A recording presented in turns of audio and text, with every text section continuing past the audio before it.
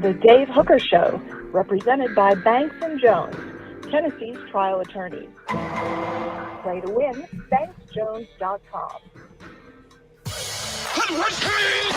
The Dave Hooker Show. A presentation of Off the Hook Sports. Objective insight, expertise, top guests. Available on YouTube, Apple, Spotify, and the Off the Hook Sports app. Download now for free. Also available on offthehooksports.com. I compute and obey. Now to Dave Hooker. Ready.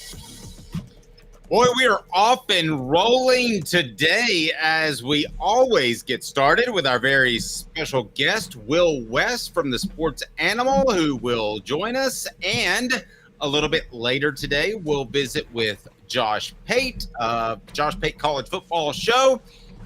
He, like me, couldn't come up with a better name for his show, so that's why we are where we are. Also, we'll visit with Ryan McGee of ESPN later in the program, so a lot going on as Tennessee, maybe not the center of the college football universe, but pretty darn close. So Will West joins us now. Will from the Sports Animal. Will, how are you, sir? Doing fantastic. Thanks for having me, gentlemen.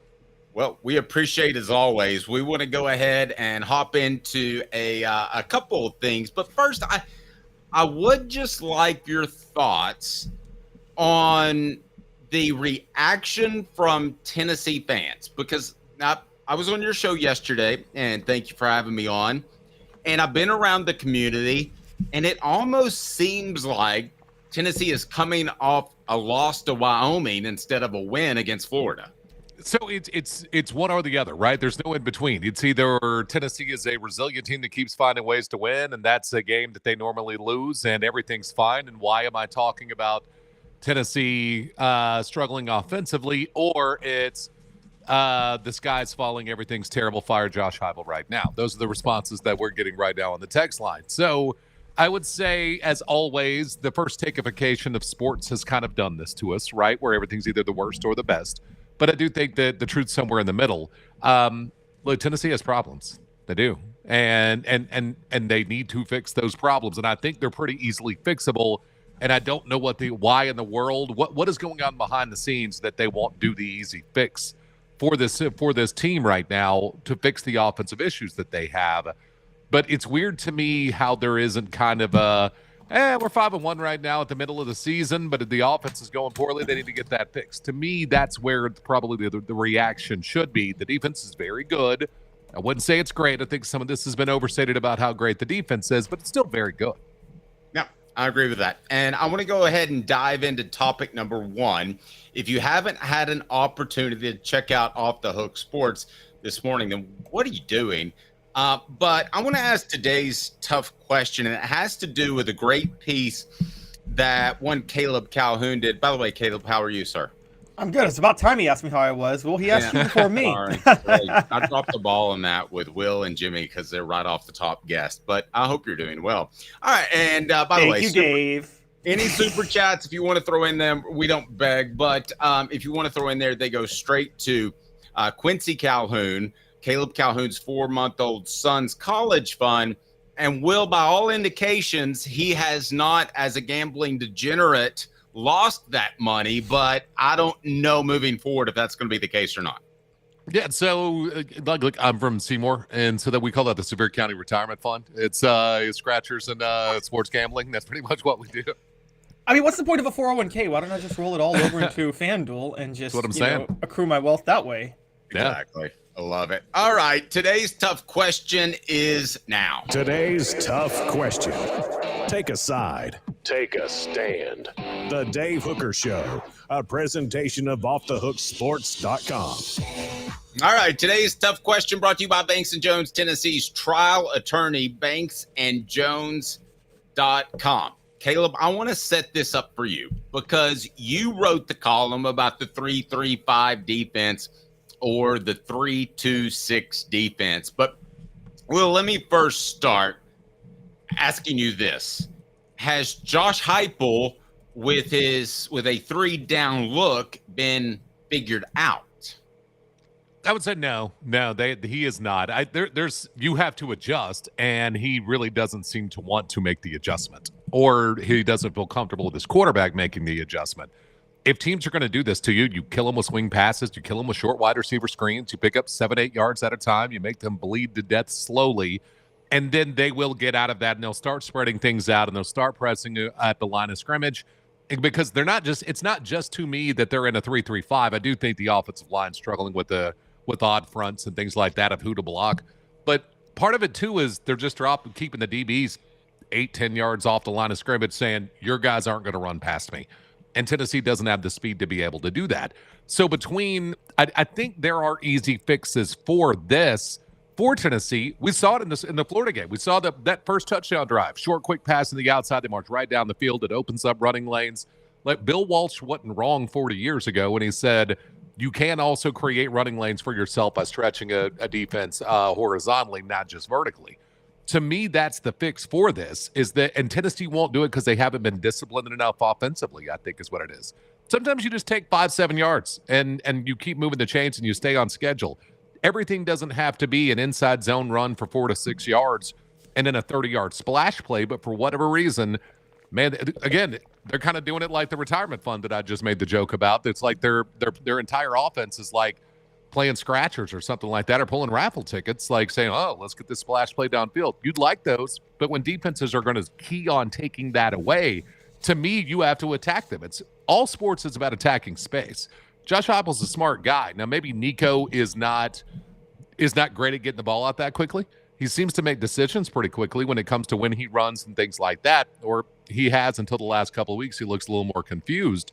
But I don't think it's that it's been figured out. I think it's that Tennessee hasn't been disciplined enough to combat those teams going to the 3-3-5 and 3-2-6 right now. Okay, so Caleb, here's basically what Will said. Will said, as far as your column, that that's crazy. No, he didn't say that. But defend your column here, because this 3-3 goes back a while, Will, and I think you'll find this interesting being an X's and O's guy. Yeah, so Will, I didn't think about it until like just yesterday. It kind of hit me, like, when did this become a thing for Tennessee? So, do you know the first 3-3-5 or 3-2-6 base defense Tennessee faced under Josh Heupel? I don't remember, no. It was Austin Peay last year after the Virginia game. Scotty Walden runs it. He's now running it at UTEP, who, by the way, Tennessee plays this year, funny enough. Remember coming after that, Tennessee actually had a really good opening win against Virginia. They looked really good. They had dominated Clemson back in the Orange Bowl. And remember the Austin Peay game, how ugly that was? And we're like, oh, all the Joe Milton issues are back. And then, okay, they lose to Florida because Cooper Mays is hurt. They lose to Alabama because it's Alabama. They're kind of rolling. And then out of the blue, in November, they see it again. Because Missouri, which hadn't run the 3-2-6 base all year, drops it against Tennessee and holds them to 7 points. Then coming into this year, Dylan Sampson just straight up admits they weren't prepared for the look of the 3-3-5 that Arkansas threw at them. They look horrible. I mean, I want to point this out too. The last thing, random dude on Twitter, I'm going to give him credit. His name is Raj Hines. He only has 6 followers, so this isn't like a serious, like I'm not like taking what he says as gospel, but the fact that this was actually said in 2021 is relevant. When Heupel was hired, there is a tweet in the ether right now that says Heupel's offense couldn't adjust to Tulsa running a 3-3-5 defense when he was at UCF. That was 3 years ago. And Tulsa did beat Heupel and UCF twice. Isn't it fair to say this is really a thing? It's starting to look like a thing, Will. I'm sorry it is. Well, I would say it's look, I am a New York Giants sheep, and so I believe Bill Parcells, you know what I mean, I'm pretty sure that there's a gospel of Parcells coming out at some point in time in the next edition of the Bible. But I look at what Parcells did was, I'm going to take away the thing that you want to do the most. And what Belichick did was say, I'm going to take away the thing you want to do the most while strengthening the interior, the center of my defense. I just think that the one thing that Heupel has to adjust, he doesn't want to, but he has to. And to me, that's the issue. There's still ways to attack a 3-3-5 within this offense. Now, the way you don't do it is right up the middle or with an inside zone run or all the way at the boundary, like at the sidelines. There, you have all of that space in between to go pick up 3, 5, 7 yards every single snap. and they won't do it. And to me, that's where I come back to the discipline side of this. I think I agree that 3-3-5 gives them trouble, but there are still ways to attack that. Tennessee just doesn't seem to want to do it. And against Arkansas, they moved the ball, short, quick passing. And against Florida, the first touchdown they had was short, quick passing. They didn't do it again until we got into overtime, and they went right down their field. So to me, I'm not saying you're wrong. I'm saying there still are ways for Heupel to attack them within this offense. But to what you just said, that the guy tweeted with 6 followers, he wouldn't adjust. He has to adjust. That to me is what it comes down to at the end of the day. I agree. And I think he's got to knock you out of that 3-3. And there were times that I thought Tennessee did that against Florida, and that's when they were able to take their deep shots. But how would you break them out of a 3-3? Just rely on the run, rely on 12 personnel, which I'm told by people within the program, well, it's not that easy. It seems that easy to me. Well, I would get Dylan. I would go 2 backs. That's what I would do. If you see what Mississippi State did this past week, they went to a 21 personnel, and they attacked the seam with 1 tight end or kept the tight end in a block. They went to 2 backs. That way you can have one of those backs out in the flat. That's what I would do, is just make sure I always have a back in the flat, running that tunnel screen. And I'm going to do it to death until you stop it, until I've spread you out. If you remember New Mexico years ago when Brian Urlacher was there and they ran that was the first place I ever saw a 3-3-5, right? Was New Mexico with Urlacher. And that's how you beat them, was you just attack the flat over and over and over again. Wasn't necessarily that you attack the perimeter. And I do think this, in Heupel's defense, his wide receivers ought to be able to beat corners one-on-one and coverage on the outside. And but some of the routes I think that they have designed, I have a huge problem with the routes Tennessee's running as well. Why are you doing all these double moves, long drawn out stuff? I don't understand the thought process of that. Your receivers aren't very good. Your tackles can't block, and your running backs their weakness for the running backs is being able to stay in and pass pro. So I think Tennessee's playing to weaknesses when it comes to that, looking for the splash play. But there still are ways to attack that it seems like Tennessee won't do. But I will say I'm going to give Heupel a little bit of a break on it this way. There was something years ago. I'm sitting there, and you know how it is, Dave, whenever you're doing the SEC teleconferences. Caleb, I'm sure you know, you're just sitting there listening to these coaches ramble and all that. And Hugh Freeze starts talking about the Ole Miss people just crushing Hugh Freeze when he was there. And they were like, what? And he was like, okay, there's specifically one player on the defensive side. And he said, what y'all don't know is that his mom's going through cancer. And so whenever you see somebody struggling when they're a young person, you got to ask the question, what's going on with them? And so I'm not saying Nico's going through cancer or anything like anybody like that, but I do wonder, is there something behind the scenes? Because I'm not at practice every day. There have been times that Rick Barnes that has said things to me where I'm like kind of killing him about doing something. And he's like, well, that kid's dealing with this right now. And then I'm like, oh, okay, how about I shut up? So I do wonder, are some of the struggles going on personally with dudes that maybe is there something he's seeing? Hey, Nico can't do this. He isn't a guy that can get the ball out quickly. Alabama right now, their biggest problem, I would say the disease for Alabama offensively right now is that Jalen Milroe can't get the ball out of his hands quickly. It takes him a little while to process what's going on. And so he kind of can't run what Kalen DeBoer wants to run. And he couldn't run it last year, and they would have to change the offense at halftime. Alabama would, and that's why they would be 2 different teams, first half, second half. He couldn't run the West Coast stuff because he couldn't get the ball out of his hands quickly enough. So I do wonder, are there things with Tennessee's team that they can't run that way?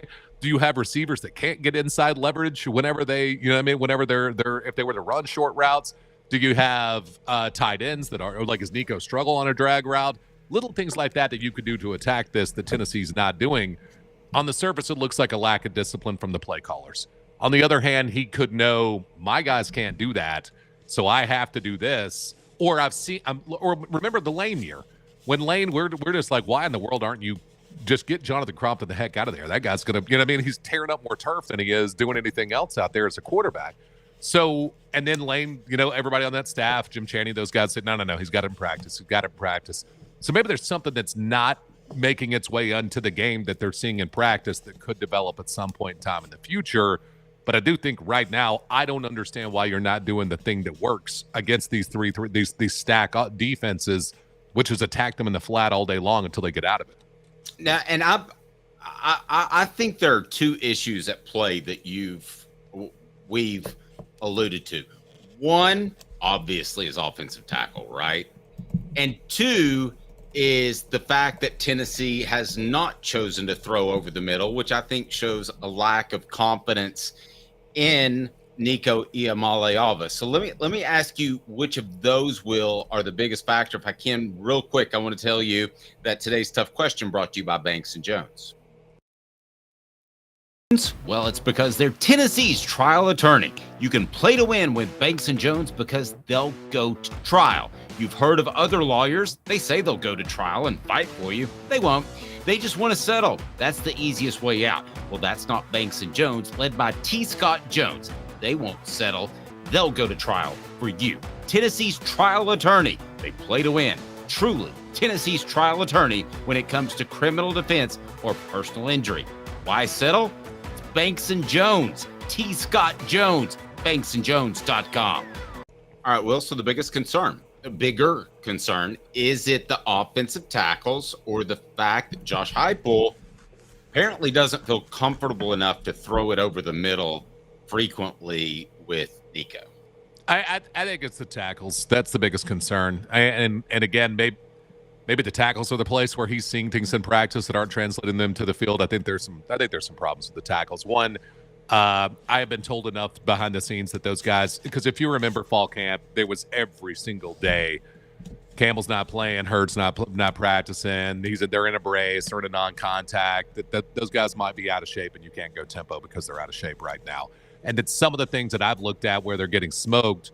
Had somebody tell me yesterday that, okay, like these holding penalties aren't like this one. It's because they're getting smoked, right? Because they're just getting beat and they're just grabbing and grasping and doing whatever they can. And I had it brought up to me that, no, man, it's because they're tired and they're exhausted. So they're out of shape right now from not being able to practice during fall camp the way they should have, the way the rest of the team did. So, oh, Will, we lost you. Will broke up a little bit. See if we can continue to get Will. With the offensive tackles, I don't know how they could be in shape with how little that they practiced in the preseason. We'll see if we can get Will back. But that'll lead us to, as we try to connect with Will here, that'll lead us to 4 downs. Well, and that's also, before, I just wanted to point out, that's the biggest problem with the 3-3-5 is that a lot of times guards have to pick up linebackers coming around on blitzes, and sometimes it's hard for tackles to adjust. It's something that Ollie Lane broke down with us for a while recently, which is a big issue. Well said. All right, so 4 downs is now. We're going to discuss how to fix Nico, Will, and you tell me if you agree with these 4 suggestions that I had in a column on Off the Hook Sports. 4 downs. 4 questions. 4 answers. The Dave Hooker Show. 4 downs. A presentation of offthehooksports.com. Okay, so Will, I just want to throw these completely at you. And Caleb, if you want to jump in there, you go ahead. But people can read my opinion at Off the Hook Sports. So I really want Will's reaction to these. And one of them was already discussed as Cooper Mays. What should people do that like Will on the station? Cooper Mays here. Hit like and subscribe. Thank you. Coop here. First down. All right, it's fix the offensive tackles. But how do you do that, Will? Is it they need to run extra after practice? Is it they need 12 personnel help? Is it what? Because right now, they're the main problem. So to fix Nico, I believe you have to fix the offensive tackles, but I'm not sure that I have a great answer in how to do that. I would try to rest them. That's what I would do. I mean, you've had to because of their injuries and things like that. You've had to throw in Dane Davis and Larry Johnson. So why not have, okay, third series is going to be Dane Davis or Larry Johnson and work a rotation in. That's the thing that I would do so that maybe my guys, Dallas Cowboys did this in the 90s incredibly well, right? That depth at offensive line. And then yes, it would be a close game, but by the end of the third quarter, they're leaning on you a little bit because they were able to rotate offensive linemen and you weren't. And so they would just start, and then you get to 10 minutes into the fourth quarter, Image not getting touched until he's 8 yards downfield. That's what I would do, is try to make sure those guys are healthy for that stretch run. And so third series might be Dane Davis. Fifth series might be Larry Johnson. I'm going to give them a little bit of time off. And that's what I would do to try to rest them. I hadn't thought about that, but that's a really good idea. And by the way, if free agency doesn't come along, the Cowboys win 8 Super Bowls in a row. Do you agree with that? If Jerry Jones didn't need the accolades and he'd have just kept Jimmy Johnson, they'd at least won 6. You know, Guys, y'all are ignoring the fact that the crack would have just gotten to him way too much. I mean, Hey, supposedly, the later Michael Irvin stayed out, the better he practiced the next day. Cooper Mays here. Second down. All right, slow the tempo. I know that Danny White loves a lot of scoring because it helps him market. I know Josh Heupel loves a lot of scoring. The fans love a lot of scoring. But didn't we see against Oklahoma, there's nothing wrong with scoring 25 points and winning a football game? Had that happened against Arkansas, nobody's a negative Nancy all of a sudden. I just think that this particular team is not suited to tempo. Now, I say that they can run up to the line and then run clock, but I don't think they need to try to get 85 plays in a game. I look at it this way. If you play Mark Stoops games, you win Mark Stoops prizes. Would you like to be that's just, if you look, we were talking about this on Monday. Look at the top 15 in college football right now. 13 of them are trying to get points, right? The other 2 are A&M and Notre Dame. And you just are going to lose to somebody along the way you're not supposed to when you try to win with defense and ball control. The other side of that, though, is if you're a coach, coaches, small community, they're going to think I'm going to win with my strength. And the strength of this Tennessee team is the top 2 strengths are defense, running the football. So I get why Josh Heupel wants to do that, but you get those you get an Arkansas output every now and again whenever you do that. And so, look, if Graham Mertz is there, do you think Tennessee wins on Saturday if Graham Mertz is healthy the entire game? Because I don't know that I believe that they do. So to me that right now we're just in an era. Josh Dobbs is the one that is the kind of went over this with us one time last year. Points are king. Anybody who if you look at teams 16 through 25, that's where you see your defensive guys. No matter how many blue chip ratio dudes they have, it just seems like if you want to be in the department that Tennessee wants to shop in, live in the neighborhoods Tennessee wants to live in, points are king right now. All right, 3rd down. Here we go. Cooper Mays here. Second down. All right, now this one again, it sounds like I'm calling out injured guys. That was 2nd down. You got to hit 3rd down. Tennessee center Cooper Mays here. 3rd down. Thanks for keeping me straight there, Caleb. Be consistent at receiver. Now, part of that was because of injury, but I'm past the point of what we were told in the preseason that, we're going to run 3, 4, 5, 6, 7, 8, 9, 10, 1,500 receivers in a game. I don't believe that. I believe that Josh Heupel likes to lean on 3, and we've seen that throughout his career. So I think that Brew McCoy, Dante Thornton, Squirrel White need to be healthy. I'm not calling them out for injuries, but if you're going to be consistent, Chaz Nimrod needs to make a catch. I just think to fix Nico, they have to be better at receiver. Some of it's not their fault, again, the injuries, but they have to be better there. I also think the routes are stupid. And I know that I hate to, I don't want to be insulting to somebody because that's one thing you never want to do is take a pot shot. But I don't understand what you're trying to accomplish here with some of the routes that they're running. Why are you running guys into coverage? That doesn't make any sense to me whatsoever. If they're staying 10 yards off, you get the ball to somebody, pick up 8, be done. You know what I mean? Or maybe you make a guy miss and you're gone because their team sprinting these guys from the secondary into the box to take away the numbers game that Tennessee has. When they're showing 5 in the box, then it ends up being 7 in the box. I don't understand what they're attempting to accomplish here. Some of that's on Nico too. How many times have you seen Chris Brazzell one-on-one on the outside and he won't throw the ball up and let Chris Brazzell make a play? It's like he's waiting for a guy to be open instead of putting a ball into a place, Nico, is that either throws a guy open or where a guy can go make a play for him.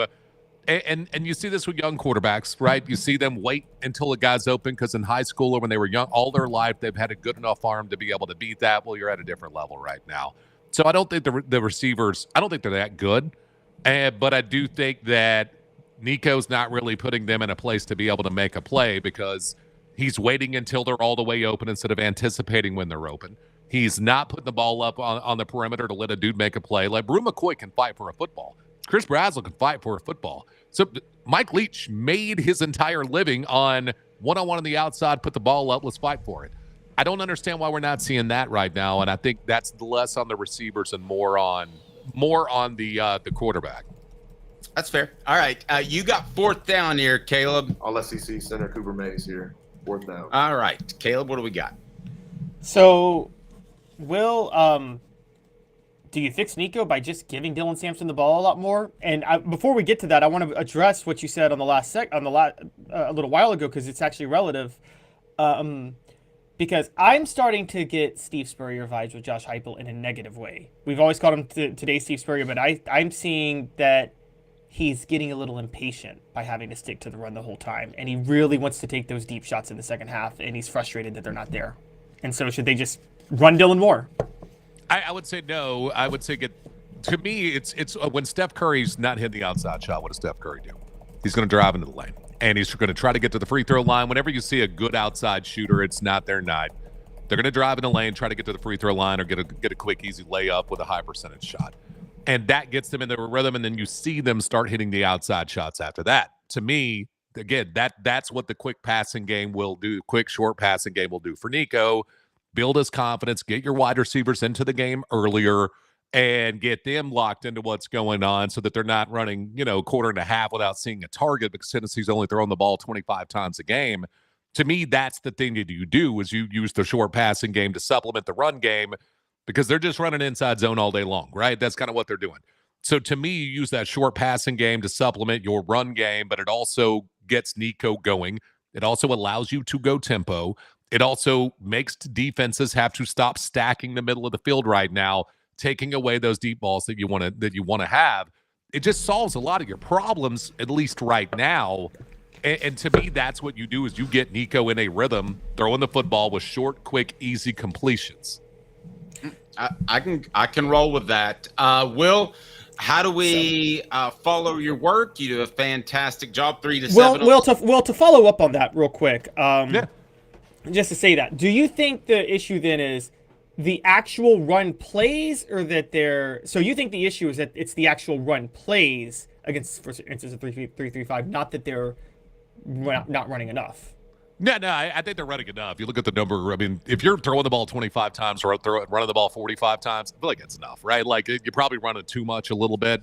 So to me, I would say I would want to get guys out of the box area, spread defenses out sideline to sideline because you can't do it downfield right now. They're just not there, whether it's Nico, Heupel, or the wide receivers. It ain't there. So once you know that it's not there, I have to do something different. So to me, it's less about running the ball more because you're already running the ball about 70% of the time, right? So I wouldn't want to go any further than that.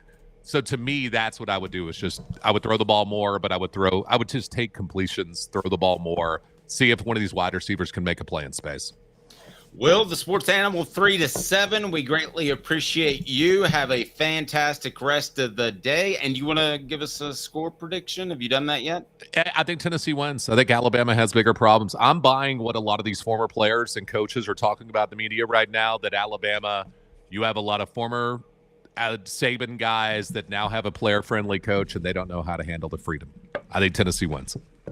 I agree with that. And I think some of them actually resent not having a disciplinarian because that's what they signed up for. Yep. Yeah, I could see that.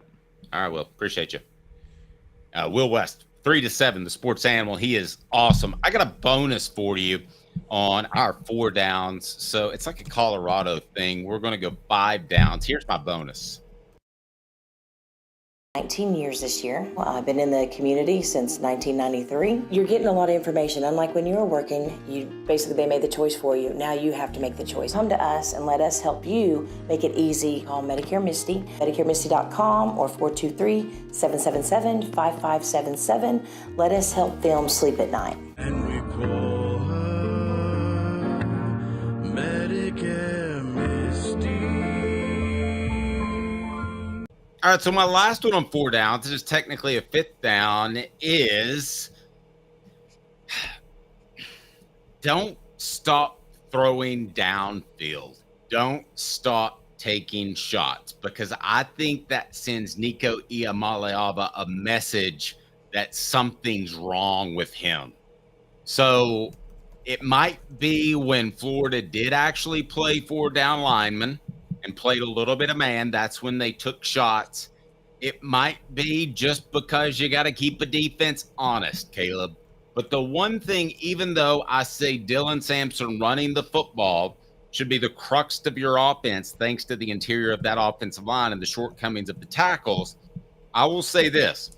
The bonus is you've got to keep taking those shots, at least to keep defenses honest and to keep him thinking that's the reason he came to Tennessee. If you suddenly took that away completely, while I think Tennessee should run more slants and digs and that sort of thing, that still needs to be, the deep shots needs to be a part of the game plan. I agree, but I don't think Josh Heupel's going to stop taking the deep shots. That's not going to happen. So I think we're safe. I think Tennessee's safe on that front.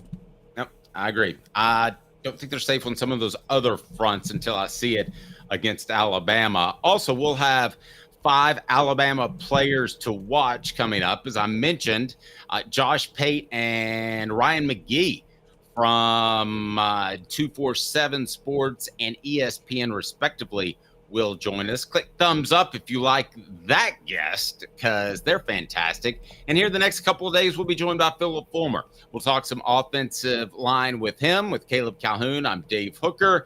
Coming up on the program, you won't want to miss this next segment. 4 reasons the Vols can beat Alabama, and that's a bank on it. And I will tell you what, a lot of you thought I was more down on Tennessee than I really was, which surprises me. I think my Alabama pick might surprise you. 4 reasons why the Vols can beat Alabama, and I'll give it away a little bit. I think they will. I'll give you my score coming up next. The show represented by Banks & Jones, Tennessee's trial attorney, banksandjones.com. Other attorneys say they'll go to trial.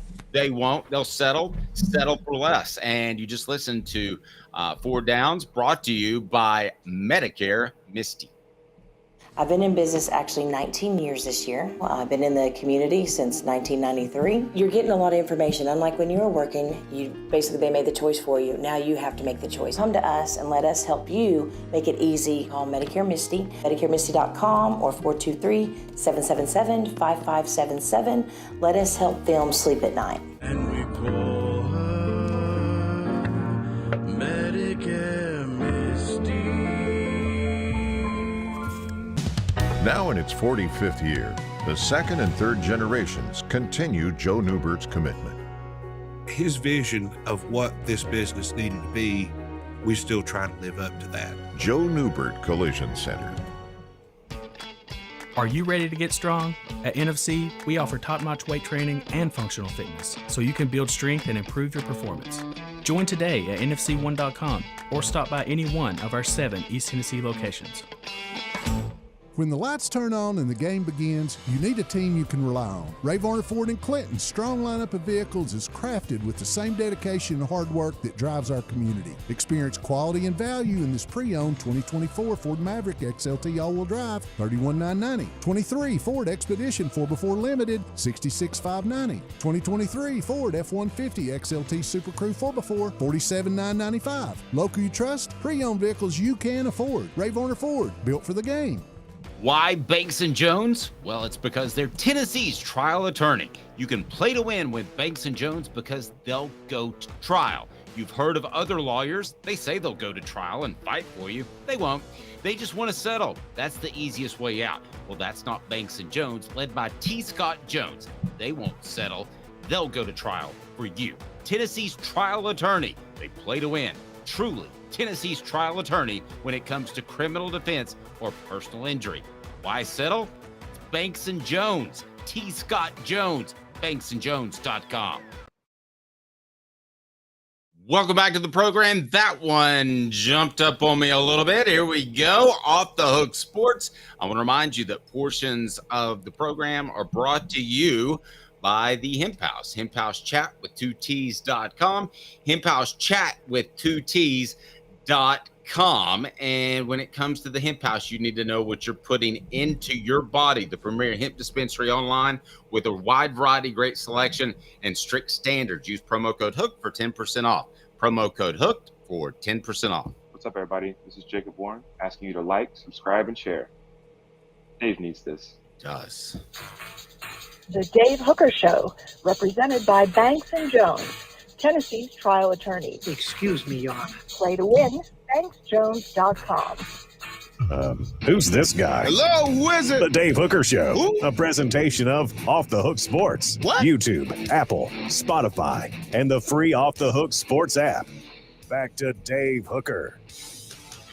All right, he's Caleb Calhoun. I'm Dave Hooker. I'll remind you, Hound Dogs of Knoxville, champions look good in orange. hdknoxville.com, hdknoxville.com. And it's time for Bank on It, as I believe firmly that Tennessee can win, and I believe they will win and beat Alabama. So I'm going to tell you why, and it is Bank on It, brought to you by Commercial Bank. I'll tell you more about Commercial Bank here in a moment. So, number one, Alabama's defense, part one. The Crimson Tide, 14th in the SEC in rushing defense, allowing 126 yards per game. The Vols, behind running back Dylan Sampson and a tough interior offensive line, averaged 246 yards per game. When you really break it down and you talk about physical toughness between two teams, that is still the deciding factor to a large degree when it comes to predicting winners in key games. And I think that's been overlooked. I like Tennessee's offensive line running the football more than I like Alabama's defensive line stopping the run. Would you agree or disagree with that? Yes, I mean, I agree with that. I mean, Tennessee can still run the ball. Their interior line can win one-on-one matchups. Now, the question becomes, while we have faith in Tennessee's defensive line, are we sure that Tennessee's defense is more trustworthy in stopping the run than Alabama's? Because I know that's a hot take. But I'm going to throw this out there, guys. Tennessee's. Well, we'll get there. Alabama's defense, part two. All right, Alabama's defense is bad against the run, but they're incredibly average against the pass. They rank 8th, tied with Auburn in the SEC for 213 yards passing allowed per game. And that doesn't sound like a lot, but remember, like Tennessee, they played a couple of patsies here and there. So Alabama is averaging 2.3 sacks per game, which is tied for 7th in the SEC. So I just don't believe that this is a great Alabama defense like we've become accustomed to seeing, Caleb. I think this is an Alabama defense that will be able to pressure Nico Iamaleava just like anybody can because of the tackle issue, but I don't think it's going to be a consistent, persistent problem as long as Tennessee has some sort of answer. Now, whether that's 12 personnel, 2 running backs, whether that's quick hitters across the middle, whatever it is, as long as Tennessee has an adjustment, I don't think Alabama's defensive front just wins because they're bigger and badder dudes as they've been in the past. Yeah, I'm going to disagree on this whole concept of Alabama's defense. I just think they've played a tougher schedule than Tennessee to this point. And I don't think Georgia it's even and close. Wisconsin. I mean, if you look at the FPI rankings, Alabama's number 24 and Tennessee's down at number 59. Now, that doesn't even factor in the fact that, like, Tennessee, when you throw in the FCS schools, I mean, Tennessee's actual FPI strength, the schedule strengthening could be all the way down at number 71. And right now, Alabama they're giving up 4.64 yards per play at the moment. Tennessee's 4.04 yards per play. On top of that, I'm just going to say it, not only has Alabama's schedule been tougher, Tennessee's tougher games have been against non-offensive oriented programs, most notably Oklahoma. Their signature win is against the worst offensive teams with a winning record in college football, maybe. And their other one is NC State, which also has an atrocious offense. So not only is their schedule easier, I think the gap's even larger when you factor in the quality of offenses they've played, Alabama and Tennessee. Well, last I checked, the defenses aren't going to play each other. Yes, I agree, but I'm saying we're talking about Alabama's defense. I don't think there's this. There's not a Will Anderson on this team. There's not a Dallas Turner on this team. There's not an elite defender on this team. We're going to get here, but I'm debating when we get to my 5 Crimson Tide players, but there is a Will Anderson on this team. There is. Okay. And well, every NFL scout would disagree with you. But every NFL scout thought Jamarcus. Oh, I lost you. People think I just muted Caleb. I didn't. All right. The next reason you logged up for a second. Alabama has issues on the offensive line. The Crimson Tide has switched up its right offensive guard position throughout the season. Jaden Roberts and Geno Vandemark have gone back and forth playing the season, split reps. Doesn't feel like they have a good feel for that. Now, getting to Tennessee's defense, right tackle Elijah Pritchett has improved, but he struggled against speed rushers. So if I'm Tennessee, I'm trying to match up James Pierce Jr. on Pritchett as much as I can. But I think that's another way that Tennessee can beat Alabama, and that is by applying pressure and not just from the outside with Pierce, but I think there are some guys who can win that right guard battle on Tennessee, the interior of Tennessee's defensive line. Yeah, no, I think that's actually the biggest advantage Tennessee has. Because Alabama's got questions on the offensive line, and there's questions about Jalen Milroe and his ability to handle that type of pressure from around the edge. Because I think James Pierce is fast enough to catch Jalen Milroe a lot of times. Now, I do think Alabama's going to hit a deep shot here or there. Jalen Milroe hits 1 or 2 a game, and that's just going to happen. You're going to get beat. It happened to Tennessee last year when they played Alabama. I can guarantee you he's going to hit 1, but even if he hits 1, I don't know if that'll be enough. Yeah, I would more guarantee. Okay, so if I made you bet a car payment that he'll either throw a touchdown for over 50 yards, and he has Ryan Williams, so really, let's be honest with you, it could be thrown for 20 yards, and he takes it for 60. But anyway, I'll give you that one too. Or he runs the ball for one play over 50 yards. I'll ask you which is more likely and which is scarier for Tennessee. The running play is scarier, but the throwing play is more likely. It's not scary for Tennessee if he hits a 50-yard touchdown pass. It's going to happen. You let that. I mean, you let the one a game go. It's like when you play a basketball team, Dave, that relies on 3-point shooting. They're going to have a run at some point where it's like 20-0 just because they can get red hot. The question is, can you sustain that run? Can you sustain the inevitable 50-yard touchdown pass Jalen Milroe was going to throw? But if he runs for another 50 yards, then Tennessee's got a real problem, particularly with Keenan Peele out. See, I think he's going to have one of those, and I think it's imperative for Tennessee.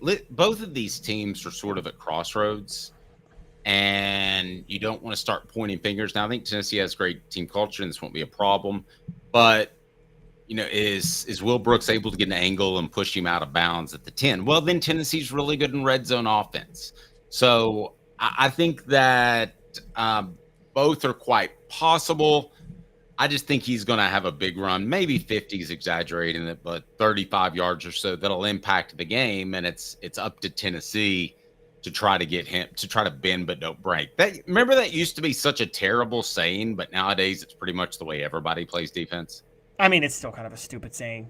I mean, you don't want people getting in the red zone on you, and so like I'm still not a fan of the saying. Well, it doesn't. Well, I think you have to read it like it is in current football. It's not, hey, let's give up a play and let them into the end zone or let them into the red zone. It's not that, which I think is what you're saying.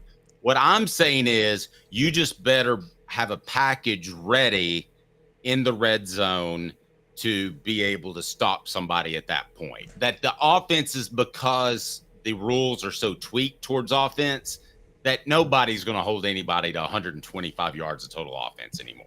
No, that's true. You're not going to have the 2011 national championship game where I don't think Alabama let LSU cross midfield for the first 3 quarters of that game. Yeah, that's not happening. But sure, I'm definitely not saying that, ooh, we should give up a 15-yard play here so they get inside the 20. I mean, put it this way. I saw some, homers on Twitter say Tennessee played bend but don't break defense against Florida last week. No, they didn't. Florida just made every mistake in the book when they got into the red zone because Billy Napier was coaching them. No, that connotation is not what I meant at all. Nobody says, let's give up some yards here. This should be all kinds of fun. Certainly didn't mean that. All right, now I want you to go ahead and bank on this. And I've talked to a lot of people in Tuscaloosa. There's issues in Tuscaloosa. It is bank on it, and it's brought to you by Commercial Bank. Member FDIC, life made better. Bank on it. There are chemistry issues in Tuscaloosa.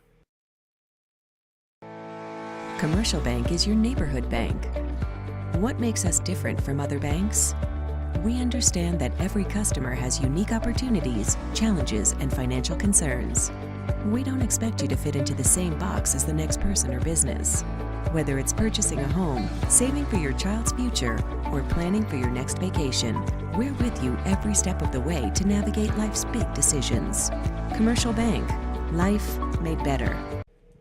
They've got chemistry issues. Now, you could argue Tennessee does as well from afar, but I thought the Malachi Moore was a great instance of that. And really, it wasn't just that he shoved Diago Pavia, the Vanderbilt quarterback. It was the fact that he got up and he kicked his mouth guard. But then the real issue was, to me, that the coaches tried to get him out of the game. And he basically said, nope, I'm good. I'm staying in the game.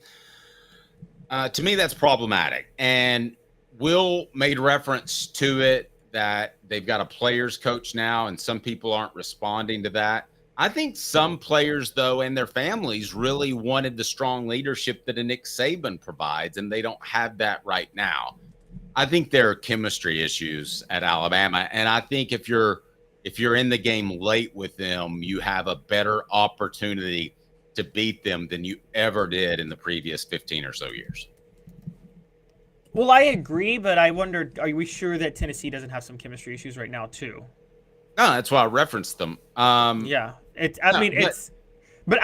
Overall, I'm with you with Alabama, but, it's funny. You and Will talked about this last segment, and I want to ask, are you suggesting that the Tide are where one of the things that broke about the Cowboys, you know this, Dave, Troy Aikman's utter frustration with Barry Switzer letting the rest of the team do whatever they wanted to do? I think there's a similarity there. Could Malachi Moore be the Troy Aikman, where he's very frustrated with Kalen DeBoer letting people do what they want to do?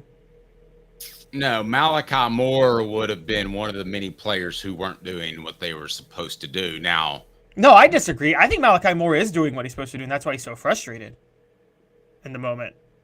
Well, you're not. But Troy Aikman never acted like a jackwagon during the game. You're not supposed to do that. Yeah, but you can. I give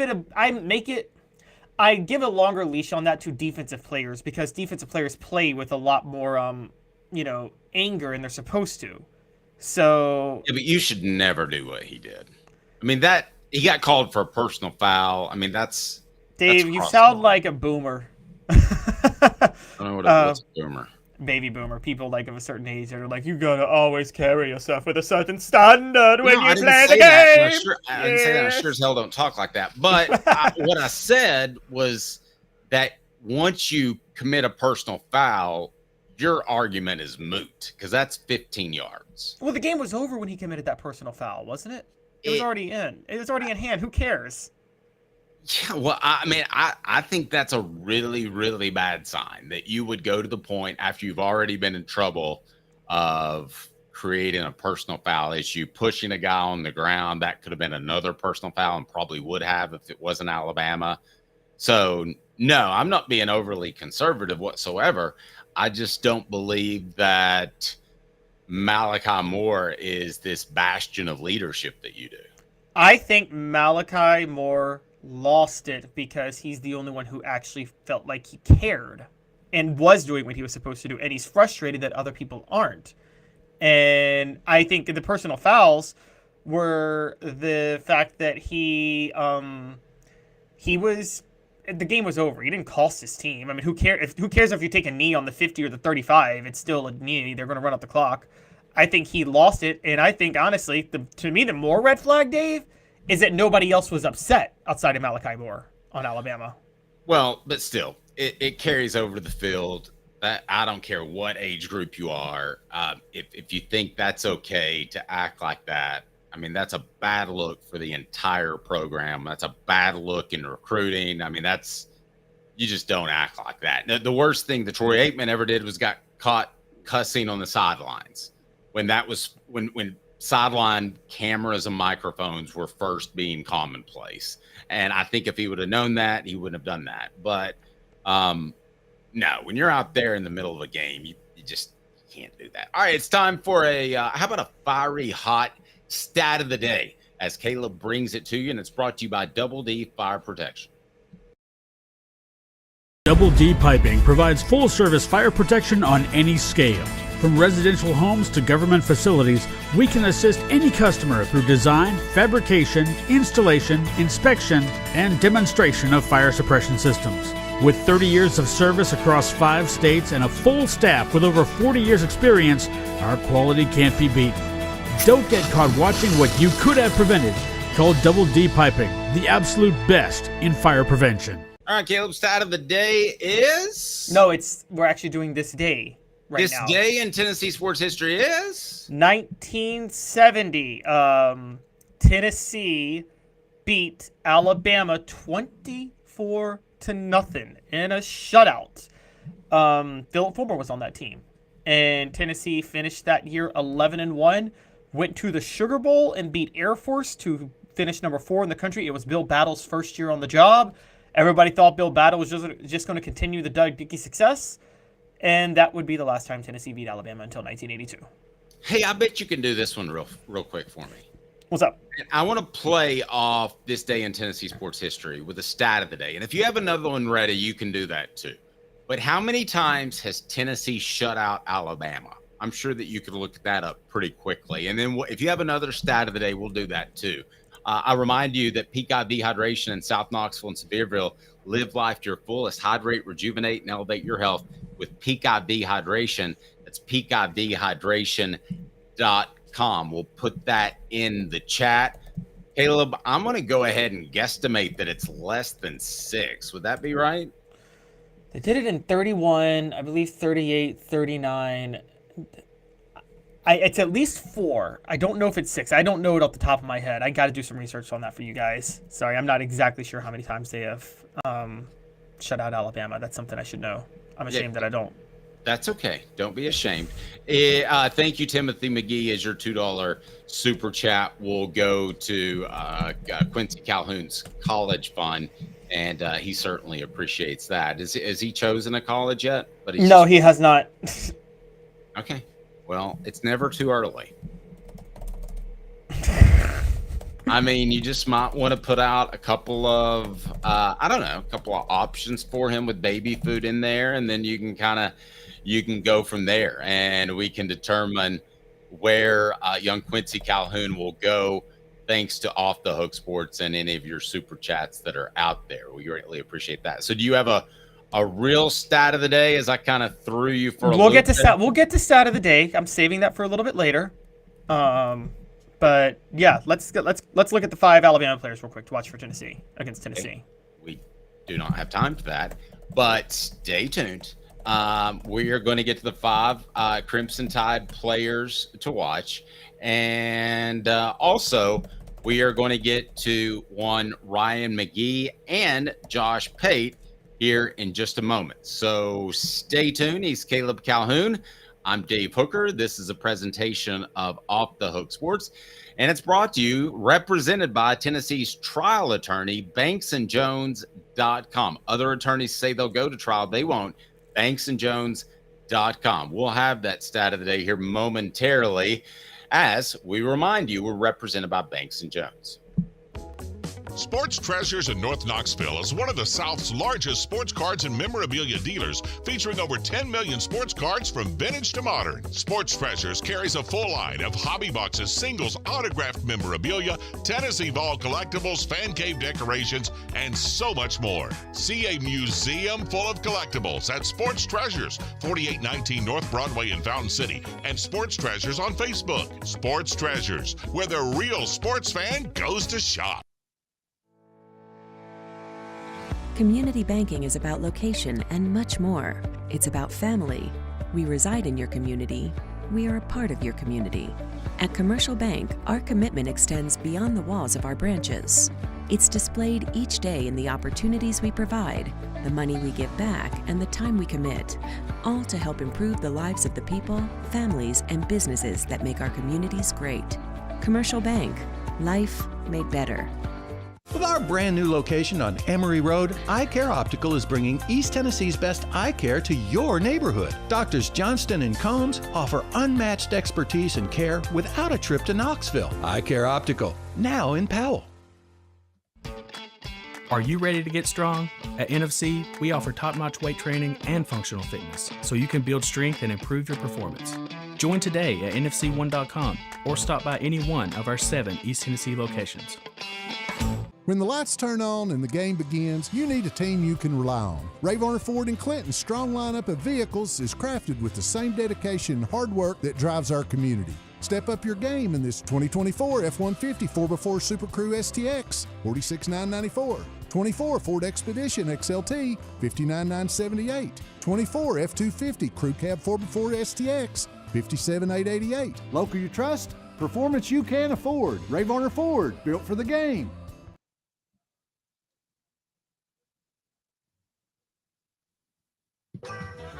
The Dave Hooker Show, represented by Banks & Jones, Tennessee's trial attorneys. Play to win, banksjones.com. He tries very hard.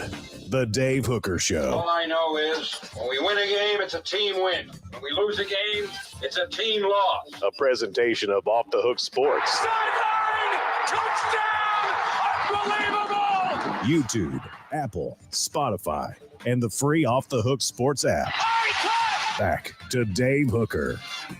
Russ, give me some clarification on the super chat. You said not agreeing with you today, but supporting your mission. I appreciate that. I picked Tennessee to win 23-16. So I don't know what you're not agreeing with. It is going to be fun to me to watch, and he would be right up there at my top 5 players that I'd want to watch, if we weren't covering Tennessee or anything else. But what have been your impressions of Ryan Williams to this point? And you're muted. Now you're unmuted. There you go. Rookie mistake on my end. I will get to that in a little while, but I got a lot of thoughts on Ryan Williams. Do we want the actual stat of the day before we roll on? Let's go stat of the day right now. First-year head coaches against Tennessee from Alabama. When Tennessee faces first-year Alabama head coaches, unfortunately, guys, they have a losing record against Alabama first-year head coaches. They are 6-7-1, dating back to 1901. But they, up until Nick Saban, the last 4 first-year head coaches had all 4 of the last 5 first-year head coaches had all lost their games to Tennessee. The only exception being Gene Stallings in 1990. Wow, there you go. All right, so we're about to visit with Josh Pate here momentarily, and you and Josh have something in common, and your thoughts on the college football playoff. Can you share that with us? Yes, Josh and I both are of the mindset that the college football playoff devalues the regular season and takes away what's special about college football over any other sport. There's precedence for expanding a playoff to devaluing the rest of the year. I don't believe in sacrificing 3 months for 3 weeks. But I know you're on the other side, Dave, so it's actually relevant now because this Tennessee-Alabama game is very relevant to this. Yep. Let's go ahead and bring this guy in here. I see he's getting hydrated in the background. Josh Pate, how are you, sir? Oh, it sounds like I'm at a construction site, but that's because coffee is being made in the background. So I'm kind of ready now. I will be absolutely ready in about 30 seconds. Okay, let me ask you this. When you go to SEC Media Days, do you drink too much Diet Dr. Pepper or Dr. Pepper products because that's what they have? This past year, I completely avoided it. And all I did was on the last day, I walked up to that fridge where they have the exotic Dr. Peppers, as I like to call them, the flavors that the general population doesn't even have access to. And I took, I think, one of each, popped the top on all of them, or twisted the top, whatever it was, and let myself have one sip of each, so I didn't overindulge. And then I threw the rest away very wastefully. So no, I just inhaled caffeine like it was oxygen, but I did not consume a whole lot of Dr. Pepper. And I love Dr. Pepper, but I mean, the sugar would have killed me. Yeah, I'm a Dr. Pepper guy once a year, and that's SEC Media Days. Outside of that, I'm good. All right, so Josh, let's get into the college football playoff. And we were discussing your stance previously on the college football playoff. So when you came into this season, what were your thoughts on how the college football playoff could affect college football? The light makes it look like I have a low-hanging beard. This is kind of great. My thoughts were this was sort of a trial run of a season. So what I mean by that is first year we've ever done the 12-team thing. So 5 years down the road, everyone will have trained their mind to know how to think, i.e., Oregon, Ohio State last week. Maybe someone views the context of that game differently 5 years from now than they did last week, or Georgia, Texas this week, or especially a game like Alabama and Tennessee. But as for now, I don't think it feels all that much different than the way it would have felt in any given year. Now, fingers crossed, it always feels that way. What I thought was we had an opportunity, if you're really pro-expansion and you've been arguing that you can expand the playoff and not remove value from regular season games and actually put value on more regular season games, an argument I don't traffic in. But if you believe that, what you need to have happen this year is kind of what's on the way to happening, and that is us have no elite teams. Because what that would do is create utter chaos in the picture in November, which is why I think the Georgia-Texas game is so important this weekend. Every other team has looked vulnerable. Every other team has looked mortal. Texas is kind of the team that I still view as maybe having the opportunity to be up there above and beyond anyone else. And as long as you have at least one elite team, the perception is no matter who's funneling which way, it's all funneling to the same direction. But if you don't have an elite team, pure 2007 vibes. You don't know what's funneling to where, and it's all just, it's a hurricane, everything's blowing around, and we don't know where it'll settle. So if you get that kind of chaotic season, the pro-expansion crowd would very much be able to stand on a soapbox at the end of the year and say, see, we told you this is what it was going to be like. We told you this is what it would bring. It's not necessarily the fact that the playoff expanded that's bringing it, but if you wanted to make that semi-bad faith argument, you could, and no one could push back on it. So I'm still very much up in the air as to how I think November is going to feel this year. It would always be exciting. It was never not going to be exciting. There just is different context injected, especially into some of these games featuring elite teams in November, because you know the giant safety net's built under it. And my whole contention at its very core has always been, I don't buy the argument that it's okay for certain games to lose meaning because many more games get meaning. You're defining meaning as college football playoff implications. Well, my thought has been and will continue to be the games you're removing meaning from are the games that actually feature teams capable of winning the whole thing. And we're placing emphasis on games that feature teams that can make the playoff, but probably don't have a chance of winning the whole thing. And that proposition never made much sense to me. But on the whole, who knows? Maybe I'm dead wrong. Josh, yeah, it's funny because you will be, and this is why we have you this week, is you will be obviously at a game that has always had meaning historically, Tennessee, Alabama. I want to say up front that I've listened to you for a while. I've always been with you. I can go back. I wrote an English paper in 2006 in college arguing against the college, the idea of a playoff in college football. So I've always opposed it. Josh, I thought he was going to say listen to you back in like. I didn't know what we were talking about. Yeah, moment. I was like, can you make us feel any older, Caleb? Go ahead. Okay, but Josh, now maybe I'm overreacting, but halfway through the season, do you think it's possible that you and I both maybe misjudged the dangers of expansion for one big reason, and that KS could be a permanent fixture because the transfer portal is putting more parity into college football? Short term, yeah, but if we didn't expand the playoff, would that not still have happened? Like a lot of things have happened to the sport that would be the case if we had reverted to the BCS model this year. We would still have the portal. We would still have NIL. You would still have shaved the second level of depth off a lot of these rosters, which is what's happened, by the way.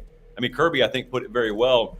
It's not that you're losing your starters. It's that someone's willing to pay your backup left tackle $250,000, and you know he's not worth that to you, and therefore you let it walk, and then all of a sudden you go from a 1 to a 3 when a guy has a minor knee issue. That's the parity and competitive balance. And by the way, I don't even know that that's necessarily a good thing. It's just a thing, and it adds some randomization in the whole equation. But we would be that way if you had those entities in play, even if we didn't have a playoff period. So my answer in a long-winded way is I don't think correlation and causation necessarily overlap here right now. What I do think is 5 years from now, I keep using that as the barometer when we get pretty safely removed from the period of time we're talking about right now. I don't think that's going to continue. By that, I mean, I don't think these big brands are going to continue to allow the sport to evolve in a way that victimizes them and inserts that randomization, because they look around and they say, we're bigger, we're more tenured, we make this sport more money, we make our conferences more money. There is no way that we're going to voluntarily let go of the amount of rope that we hold to allow this sport to just kind of be thrown in a blender and become NFL light every week. This is not the NFL. Everything is not built for equality. Some of us are supposed to have a leg up. Now, you either like that or you don't as an innocent bystander, but that's the way it's been.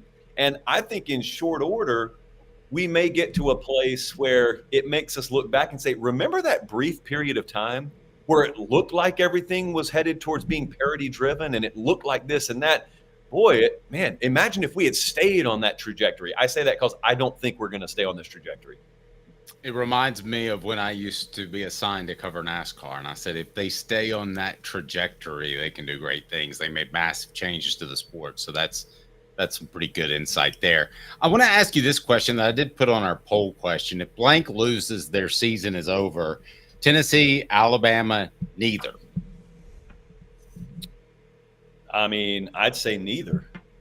There's a world where either one of them make the playoff. I was doing, I think, Atlanta radio yesterday, and this was posed to me, but it was posed as an absolute. It was posed as an elimination game, and I didn't play along. I guess I was supposed to play along, but I said, elimination for what? Maybe if you're talking about the SEC championship game, maybe, but it's not an elimination game in terms of the playoff. I also, in the spirit of what we were just talking about, we're not 5 years down the road. We're in the here and now, and in the here and now, I guess people assume that teams are just done losing. I guess they assume that the chaos that we've already seen in the first half of the season emptied the tank of chaos, and now it's just going to be chalk holds all the way throughout. And that is, of course, not the way this sport has ever worked, and it won't work that way this year. So I know right now it's very hard to imagine 3 lost teams making the playoff, but it shouldn't be, because 1 or 2 of them will make the playoff, most likely from the SEC, most likely having played a schedule like a Tennessee or an Alabama. And so, I mean, you'd want to have that first round bye and win the league title. Yeah. But, the 10 seed still makes it in the playoff too. That's why it's called a 10 seed. It's seeded in the playoff. I don't think it's an elimination game for either one of them. Now, that goes back to the theme of what we were talking about earlier. How much significance is on the game when there's a safety net built under it? Well, for me and for both of you and for most people watching, I think this game has significance because it doesn't matter about the playoff. It's the 3rd Saturday in October. It's a huge rivalry game. It's mattered to our dads and our granddads. And so that was long before we ever knew what the letters CFP even mean. But I think for someone who's watching in Fargo or Sacramento, they could come to look at this kind of game and say, yeah, but the loser's not out of it no matter what, which is just a lame way to look at college football, and I hope we never get there. So Josh, looking at this game, would you say it's more, because the reason I say it's an almost elimination game is because Alabama still got to go to LSU down the road, and Tennessee's got to go to Georgia. So we assume they're not done losing. Yes. Correct. Now, I don't assume they're done losing either, but I am saying that would eliminate them. The losses down the road would. This loss here and now, maybe I'm just seeing it wrong. I don't think either one of them's eliminated. And both of them, I didn't mean to interrupt you. I hate when it's fine. But I also think that both of them have the ability, not the guarantee, but they have the baked in ability because of the talent profiles of the teams to get hot. Neither one of them are particularly hot right now. But do we get amnesia? Not us. I just mean in general. We get amnesia every spring and summer and forget how this sport works. And then we get to the fall and teams get written off. And then come November, someone gets hot. It's usually a team that has a talented quarterback that's underachieved so far. You got one in Knoxville right now. And he could get hot and they could get hot. And you find out that they weren't miles away. They were just fractions of inches away. And then they're in the mix. And in this case, they would be in the mix for a playoff spot. Okay, that's my only timeout. I just burned my timeout. Go ahead. No, it's fine. I mean, that's actually a great point because I said that last week. I said, does anybody notice that there are teams that lost very early that are back in the mix that no one's talking about? Texas A&M, Notre Dame, and LSU are all in that category right now. So to talk about this game, do you get more?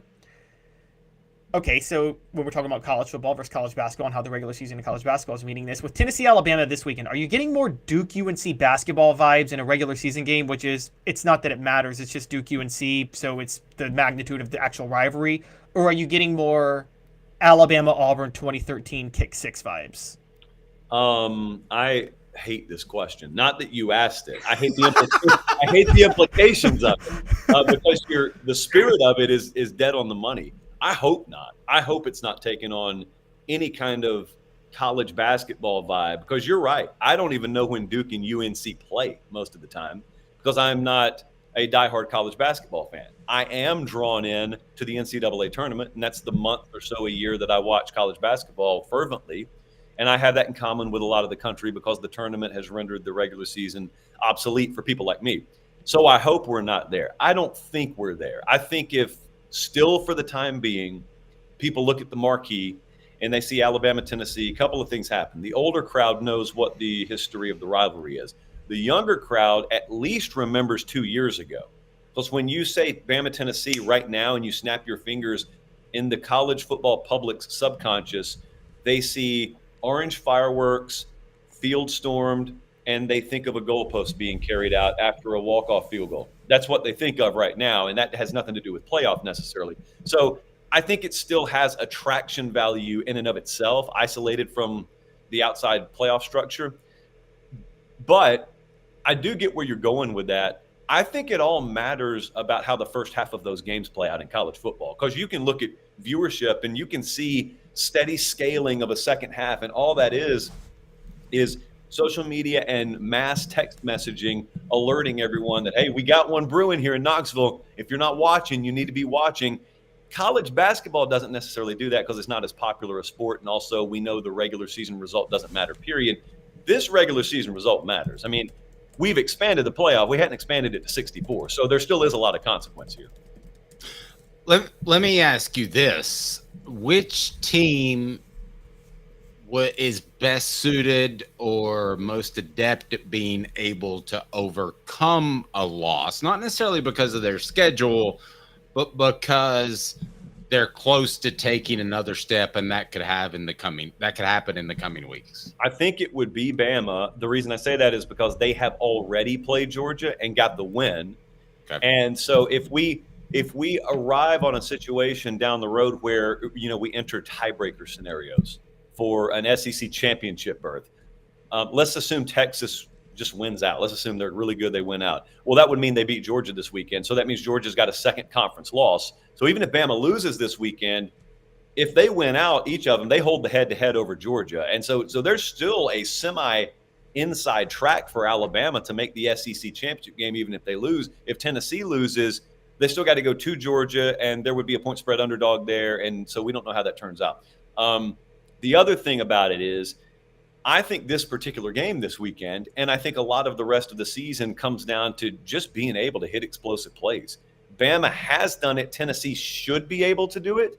And so at the most fundamental understanding of the way probability works, I will go, if you make me go either or, I would go with the team that has shown the ability to do it in conference play over the team that I think can, but just hasn't shown the proclivity to do it yet.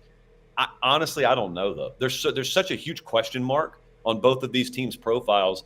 I did probably a 5 to 7 minute breakdown the other night, or it felt that long, of why you should not be riding Tennessee's offense off yet. And I'm pretty sure you guys saw Cole Kubelik's breakdown about the difference in execution versus scheme issues. I thought he nailed it as well. It pains me to tell him he nailed something, but he did nail it. And so either one of them, like there could be this would be the wildest thing. There could be a scenario where a team loses this game and then ends up being the one that gets hot, which begs the question, how did the other team win the game to begin with? The answer is it's college football. Anything can happen. Last time Bama came to this state, they lost to Vanderbilt about a mile down the road from me. So, yes, it's an anything can happen sort of season in the SEC. All right, so it's time to make Josh Pate's head explode. Right, here we go. So, Josh, one area where I did disagree with you on the front of the college football playoff, even though I agree with you about expansion, is I actually supported the auto bids, and I'm on the favor of it now. And let me just give give me your thoughts on this, because with Tennessee, Alabama this weekend, it's not so much that the auto bids are they're going to put in a group of 5 team that's going to get killed in the first round. I agree with you on that. It's a useless waste of a game.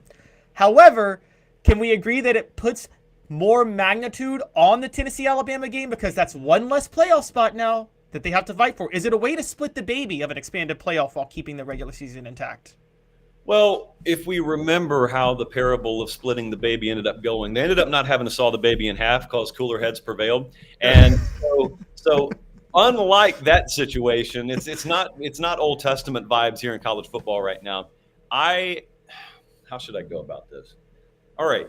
Let me break it down point by point. So the first thing you said is you don't necessarily love that they're going to allow an auto spot for a G5 team because it'll be a waste of a game. They'll get blown out in the first round. I'll take it a step further.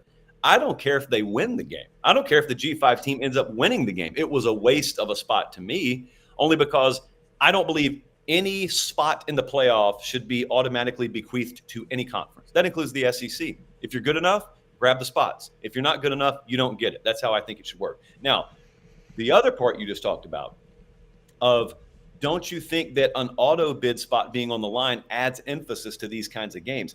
I never thought the games needed emphasis. It wasn't all that long ago. All these games had emphasis already. It's like someone came along and they just trashed the lunchroom. And then they said, well, kids, you've got to clean the lunchroom up. I mean, otherwise, how's this mess going to get cleaned up? Well, the answer was, don't come in and make the mess. Things were fine in here. We were fine. We were eating in a very clean environment. And then someone came in, created the mess, and then sold themselves as having the solution. The playoff is the solution. To what problem? And then the third thing, since we are in the here and now and we can't hit a rewind button, I would suggest this.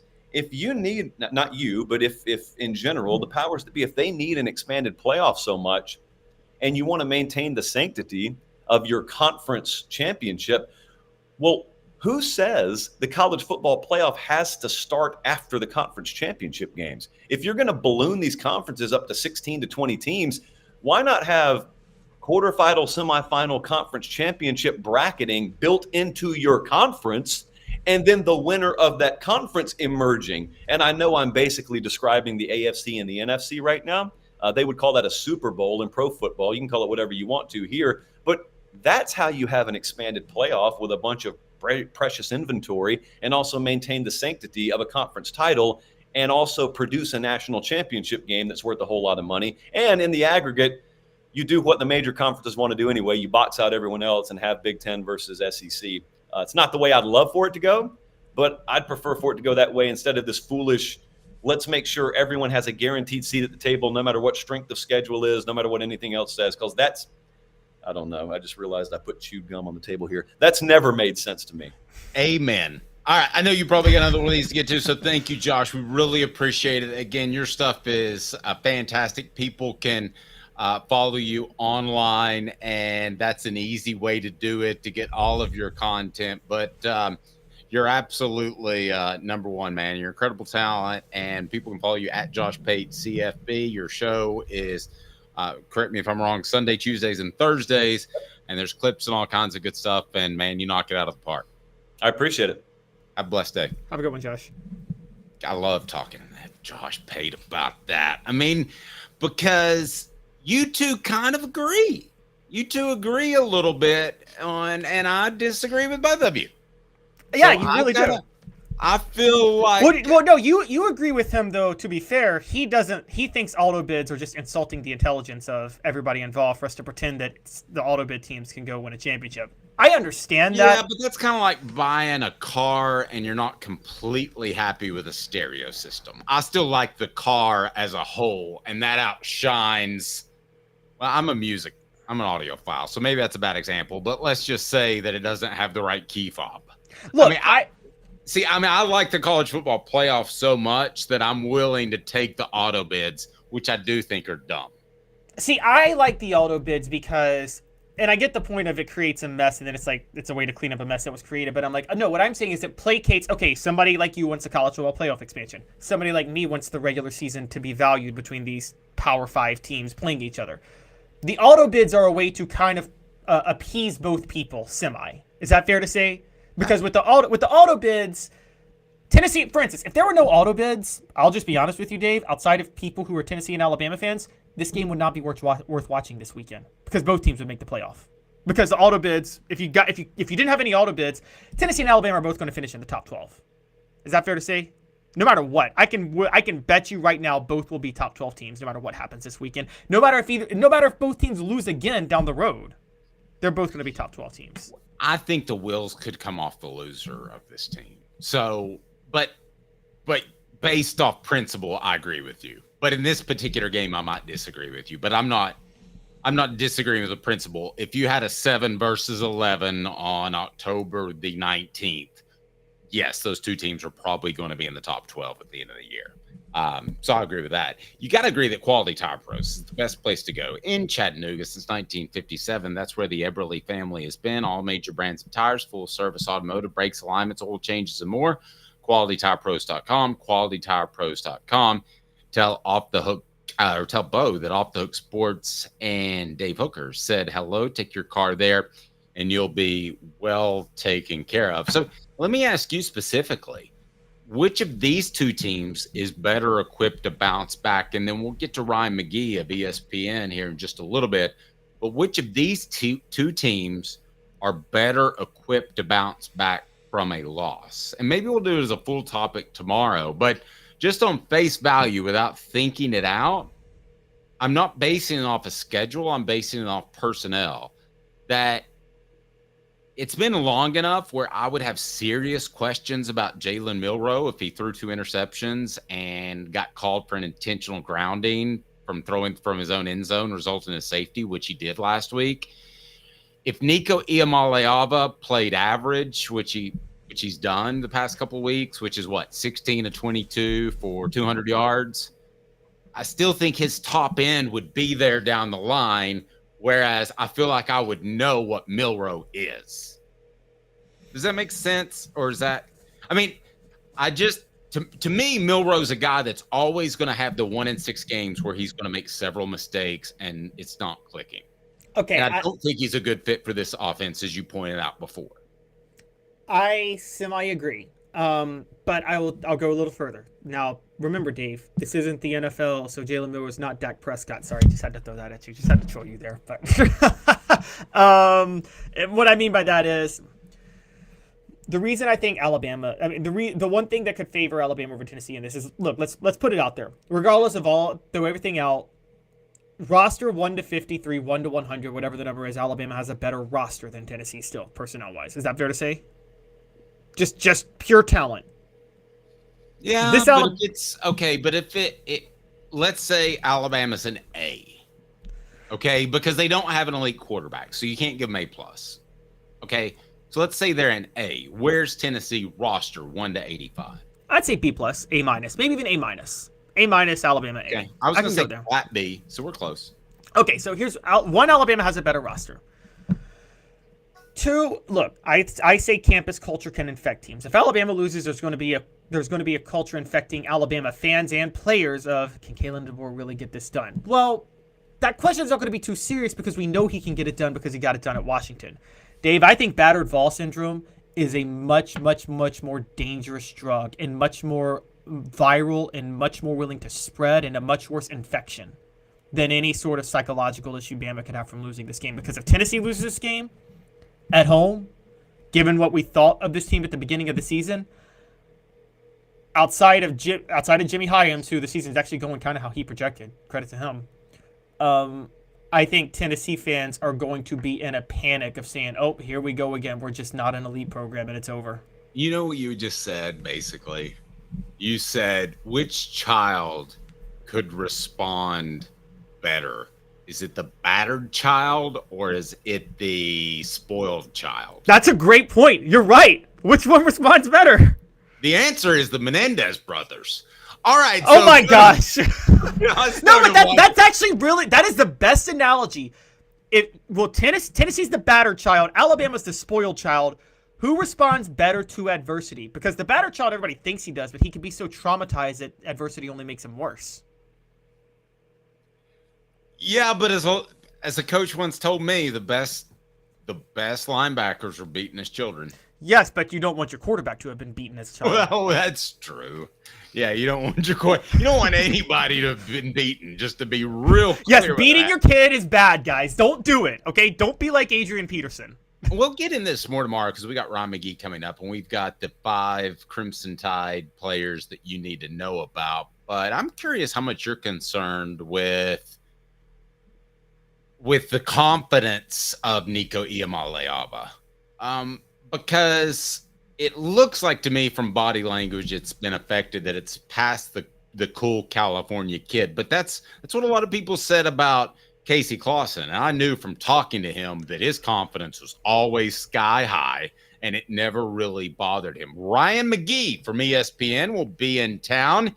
He will join us in just a matter of moments. Let me tell you how to get on board Hooker's Corner. We would love for you to do that. If you are a member of Hooker's Corner, you can click on the QR code right there. You get increased recruiting coverage. You also will get fantastic interaction with me and Caleb Calhoun. And if you go ahead and sign up now, you'll qualify for our weekly prize, which is a t-shirt or a Celebrate 98 book. Also, don't forget about this. Our monthly prize for October is a mini helmet autographed by Dylan Sampson. Again, Dylan Sampson. Now, you can be a free member as well and get the perk that is this. It is Rick Terry's Grade 8 Garmin Challenge. Rick Terry's Grade 8 Garmin Challenge brought to you by Rick Terry. Those fire opals affordable game day jeweler. Rick Terry wants to be your jeweler. Rick Terry Jewelry Design. Once we hit 8,000 subscribers, as long as you're subscribed and a free member of Hooker's Corner, we'd love for you to be paid just $9.98 a month. But once you're a free member, you're eligible for Rick Terry's Grade 8 Garmin Challenge. How about a little Ryan McGee next as we continue to throw heat on the program? He is Caleb Calhoun. I'm Dave Hooker. This is a presentation of Off the Hooks. Now in its 45th year, the second and third generations continue Joe Neubert's commitment. His vision of what this business needed to be, we still try to live up to that. Joe Neubert Collision Center. 2024 F-150 4x4 Super Crew STX, $46,994. 24 Ford Expedition XLT, $59,978. 24 F-250 Crew Cab 4x4 STX, $57,888. Local you trust, performance you can afford. Hi, I'm Rick Terry, and we at Rick Terry Jewelry Designs pride ourselves in the highest quality craftsmanship from a family-owned business here in Knoxville for over 35 years. At Rick Terry Jewelry Designs, we also take pride in being an affordable option for all your game day accessories, especially those fire opals. At Rick Terry Jewelry Designs, we want to be your jeweler every day and especially on game day. Go Vols! Hi, Mike Davis here with City Heating and Air, reminding you to always dare to compare. Our team provides quality local heating and air service, installation, and maintenance across East Tennessee. We use only the best equipment like American Standard heating and air conditioning for your residential, new construction, or commercial needs. Honesty, dependability, and customer satisfaction have been the cornerstones of our business since 1961. City Heat and Air. Dare to compare. With our brand new location on Emory Road, Eye Care Optical is bringing East Tennessee's best eye care to your neighborhood. Doctors Johnston and Combs offer unmatched expertise and care without a trip to Knoxville. Eye Care Optical, now in Powell. Double D Piping provides full-service fire protection on any scale. From residential homes to government facilities, we can assist any customer through design, fabrication, installation, inspection, and demonstration of fire suppression systems. With 30 years of service across 5 states and a full staff with over 40 years experience, our quality can't be beaten. Don't get caught watching what you could have prevented. Call Double D Piping, the absolute best in fire prevention. By Banks and Jones, Tennessee's trial attorneys. Play to win, banksjones.com. He tries very hard. The Dave Hooker Show. All I know is when we win a game, it's a team win. When we lose a game, it's a team loss. A presentation of Off the Hook Sports. Touchdown! Unbelievable! YouTube, Apple, Spotify, and the free Off the Hook Sports app. Back to Dave Hooker. Travis has words of wisdom from Dave Hooker right here. Yes. Go ahead. Right here. This is what Travis says that Dave said. This isn't what Dave said, but we're just going to start saying he said it. All right. Go ahead and say something smart because we got problems getting Ryan McGee online, and I'm trying to reach him. Okay. As far as this game, back to Tennessee, Alabama real quick, I would just say that, looking at it I would say the spoiled child or the battered child. I would actually say the spoiled child can respond better to adversity in sports because they can believe that, oh, we're still supposed to win, so don't worry, we'll get this corrected. Whereas the battered child loses all confidence. And I think that causes more problems.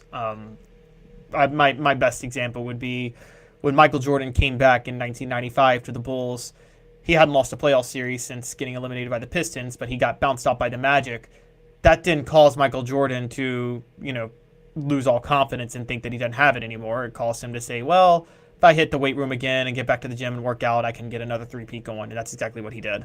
And I'm not saying Alabama's going to get a three-peat after a loss, but I am saying that Alabama, the mentality of where Alabama we should win, I think is a more effective mentality than, oh no, we're not supposed to win, we're in trouble.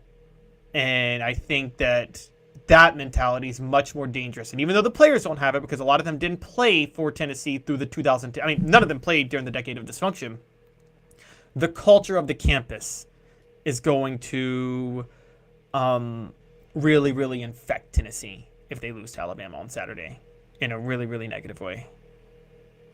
Yeah, I think that it could have a very negative effect on Tennessee. I'm still not a believer of the whole battered Vols syndrome thing. I'm just not. I'm just not willing to go down that road. To me, that seems silly, and maybe that's a poll question that we could put up right now. Do you think they were just bad when they struggled back in the 2010s? You don't think it was like some battered Vols syndrome? You think it just? Yeah, I think they had bad coaches. They were life champions, Dave. How could you? They were champions of life, and they ordered life rings, and you're saying they had bad coaching. Yes. I just can't believe you would disparage the character of Butch Jones and Butch Jones football, okay? Butch ball. It's terrible. I feel terrible about it. Let's see if we can get Ryan McGee in here momentarily. Repeat, if you can, the stat of the day, because I found it very interesting. First-year head coaches for Alabama are 7-6-1 against Tennessee, dating back to 1901. The last one was obviously Nick Saban in 2007, who won. He dialed up an onside kick on the first play of the game, recovered it, and it was just, I don't know how you were at that game. I still can't figure out for the life of me how Alabama won that game 41-17. Tennessee was a better team that year. No, that's true, and I think they felt like a better team a couple of different times. Keep talking, Caleb. Say something smart here, sir. Yeah, I felt like they felt like a better team quite a few different times, actually. So I just think that, I think that one was a really, really, really bad situation, and I can't figure out how Tennessee lost that game. Still, I can't figure out how they lost that game. All right, let's see if we can get Ryan in here. Apologize for that technical difficulty, as we will get him right on. Ryan McGee, and it is not going to that. So hang tight with us. More Off the Hook Sports. 1 minute, we'll be back with you. TriStar Hats Co. product? TriStar Hats Co. What's that? You know, those really cool hats, shirts, tumblers, and even license plates with 3 stars like the official Tennessee flag and stripes like the American flag. Pretty patriotic if you ask me. Ah, gotcha. Seen those. Those are cool. Where can I get them? Simple. TriStarHatsCo.com. And if you order now, there's 10% on any order $50 or more. Plus, use the promo code HOOKED. With the promo code HOOKED, you get 10% off. That's hooked. And don't forget free shipping with any order over $50. Stock up at TriStarHatsCo.com. That's TriStarHatsCo.com. There are plenty of wannabes out there, so make sure you go to TriStarHatsCo.com for the best quality and customer service. Will do, and I'll be sure to use the promo code HOOKED. That's hooked when I do, to save an additional 10% off. TriStarHatsCo.com. TriStar Hats Co. is a trademark of TriStar Hats Co. LLC. Any use without express written consent is prohibited. All right, so Caleb, here we go. I think Ryan McGee is going to join us very shortly. What did you make of Tennessee's participation report that had Lance Hurd on it once more? Does that make you more or less optimistic about his play as Ryan McGee joins us now? Ryan's ESPN email owned by Disney doesn't like the last name Hooker, so I thought that might be the case. Ryan, how are you, sir?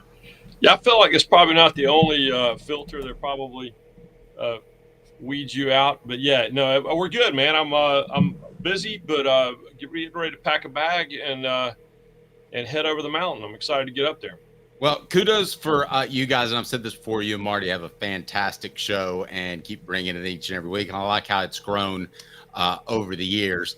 Can you just talk about this Tennessee-Alabama game? And for those that don't know, you went to Tennessee, what it still means for you and meant for you when Tennessee wasn't as good and Alabama was, because it was still a big deal in Knoxville and for Tennessee fans.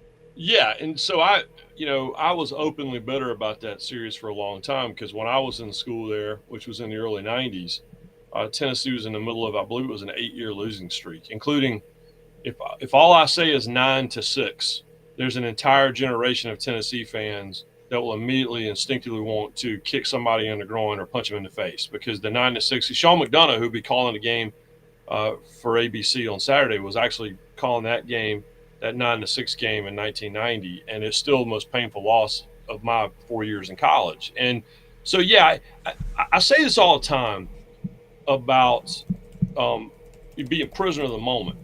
And in fact, last week on Marty McGee, we were at the Texas-Oklahoma game, and I kind of got worked up because what I kept preaching was, if you're running college football, there are certain things that I can teach you from having covered NASCAR for 25 years and watch them, kill the goose looking for golden eggs, which is, there are sacred cows you cannot touch.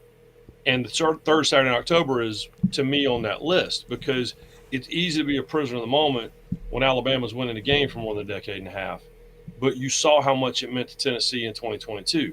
And you saw how much it meant to Alabama when they took it back a year ago. And you'll see how much it means to whoever wins it on Saturday. And so, to me, the third Saturday in October is, it's precious. And so you cannot mess with it. It needs to be there. It needs to be protected no matter what the SEC schedule is going forward. And the reality is, to me, it's a top 10, if not top 5 SEC tradition when it comes to scheduling football games, and it needs to stay there no matter what. No matter how old you are, you think you understand what it means, but the reality is they fire up cigars to that thing even when the team's winning it 7, 8, 9, 10, 15 years in a row. Brian, I want to applaud you for saying that, because but we're going to talk about the overall environment in Neyland Stadium. I think that's one of the things we want to get to, but I just have to play off that real quick.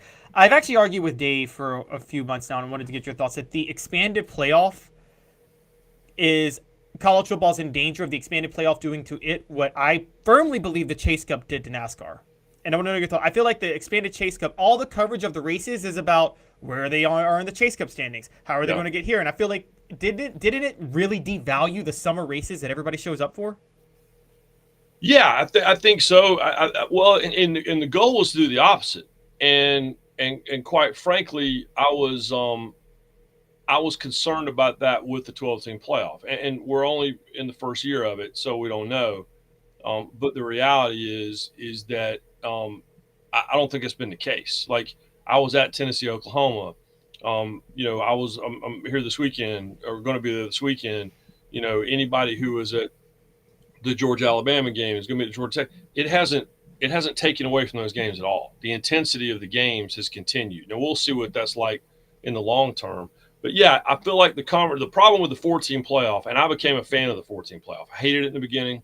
I grew up on, FCS Division II college campuses. I wanted to go straight to 16 because that's what we always did in those divisions, and it worked. When we went to 4, it made it really difficult to get in. And so it should be difficult to get into the postseason. The reality is the 5th place team typically didn't deserve to be in it anyway. But what the 12 team has done is it's, to me, expanded the bracket. Like, this is an elimination game on Saturday for Tennessee and Alabama, because I don't believe that this narrative of, well, you can still get in with 2 losses, or maybe I heard somebody there, you might still get in with 3 losses. I don't agree with that at all. There's only 11 undefeated teams left in the country. Most of the good teams have a loss. So that means that there's going to be a really, really, really crowded field of 1-loss teams. And so it's just, to me, it's not even about who you lost to and when you lost them, all those things. Like, if you're Georgia, I said going into the year, I thought Georgia would have at least 2 regular season losses because their schedule was too hard. And that's probably exactly what's going to happen. So now you take that resume and, what you do is going to depend on how many other teams have done the same thing.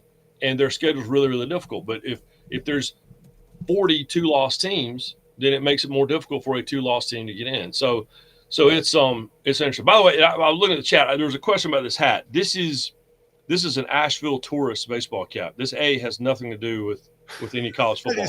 And so I've been wearing, I wrote a book about my time with the Asheville Tourists, and obviously Asheville's devastated by the floods, but I've been wearing nonstop Asheville Tourist hats. And this is actually a beer mug, a beer cup that has the old Asheville A on it. So that has nothing to do with any Crimson anything. That is funny, because one time a mini little controversy erupted when one of my cohorts was wearing a Braves hat. Oh, no. Yeah, I got killed. Yeah. I took a picture. I was at an event. I had an old school Braves hat that had the script A on it that Alabama copied, right? And so I wore that thing to some party, and there was a red light on my head. And my wife posted a picture on Facebook of us, and all my Tennessee people were just killing me. I'm like, do you really believe that the kid you met in 1990 who cried himself to sleep after the 96 game, you think I would have worn an Alabama hat anywhere? I don't wear college hats regardless. I wear my alma mater's hat, and I wear the hat I wear when my daughter goes to college. Past that, and that's only at home. So I don't do anything in public for everybody to yell at me. Ryan, talking about the game on Saturday, we talked about this yesterday, and Kalen DeBoer has been in tough SEC environments before. He was at LSU, and he was at Alabama, actually, ironically, when he was a assistant, I believe, at Fresno State way back in the day. But this is a totally different feel. I don't really want to talk as much about Kalen DeBoer because we talked on that, but just at Neyland Stadium in general, the NFL, I think, gives 3 points for home field advantage.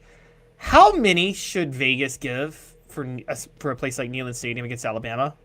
How many points is it worth? Oh, it's fair. I mean, listen, I'm the worst handicapper in the world, which is why I don't make picks, right? But I think that in college football, it means so much more. Hashtag, trademark SEC, whatever, it just means more. But the reality is, NFL games are like business meetings. And to me, the only reason you get a home field advantage, unless you're the Packers, is because of the travel, right, and all that. But in college football, it alters the chemistry of the football game.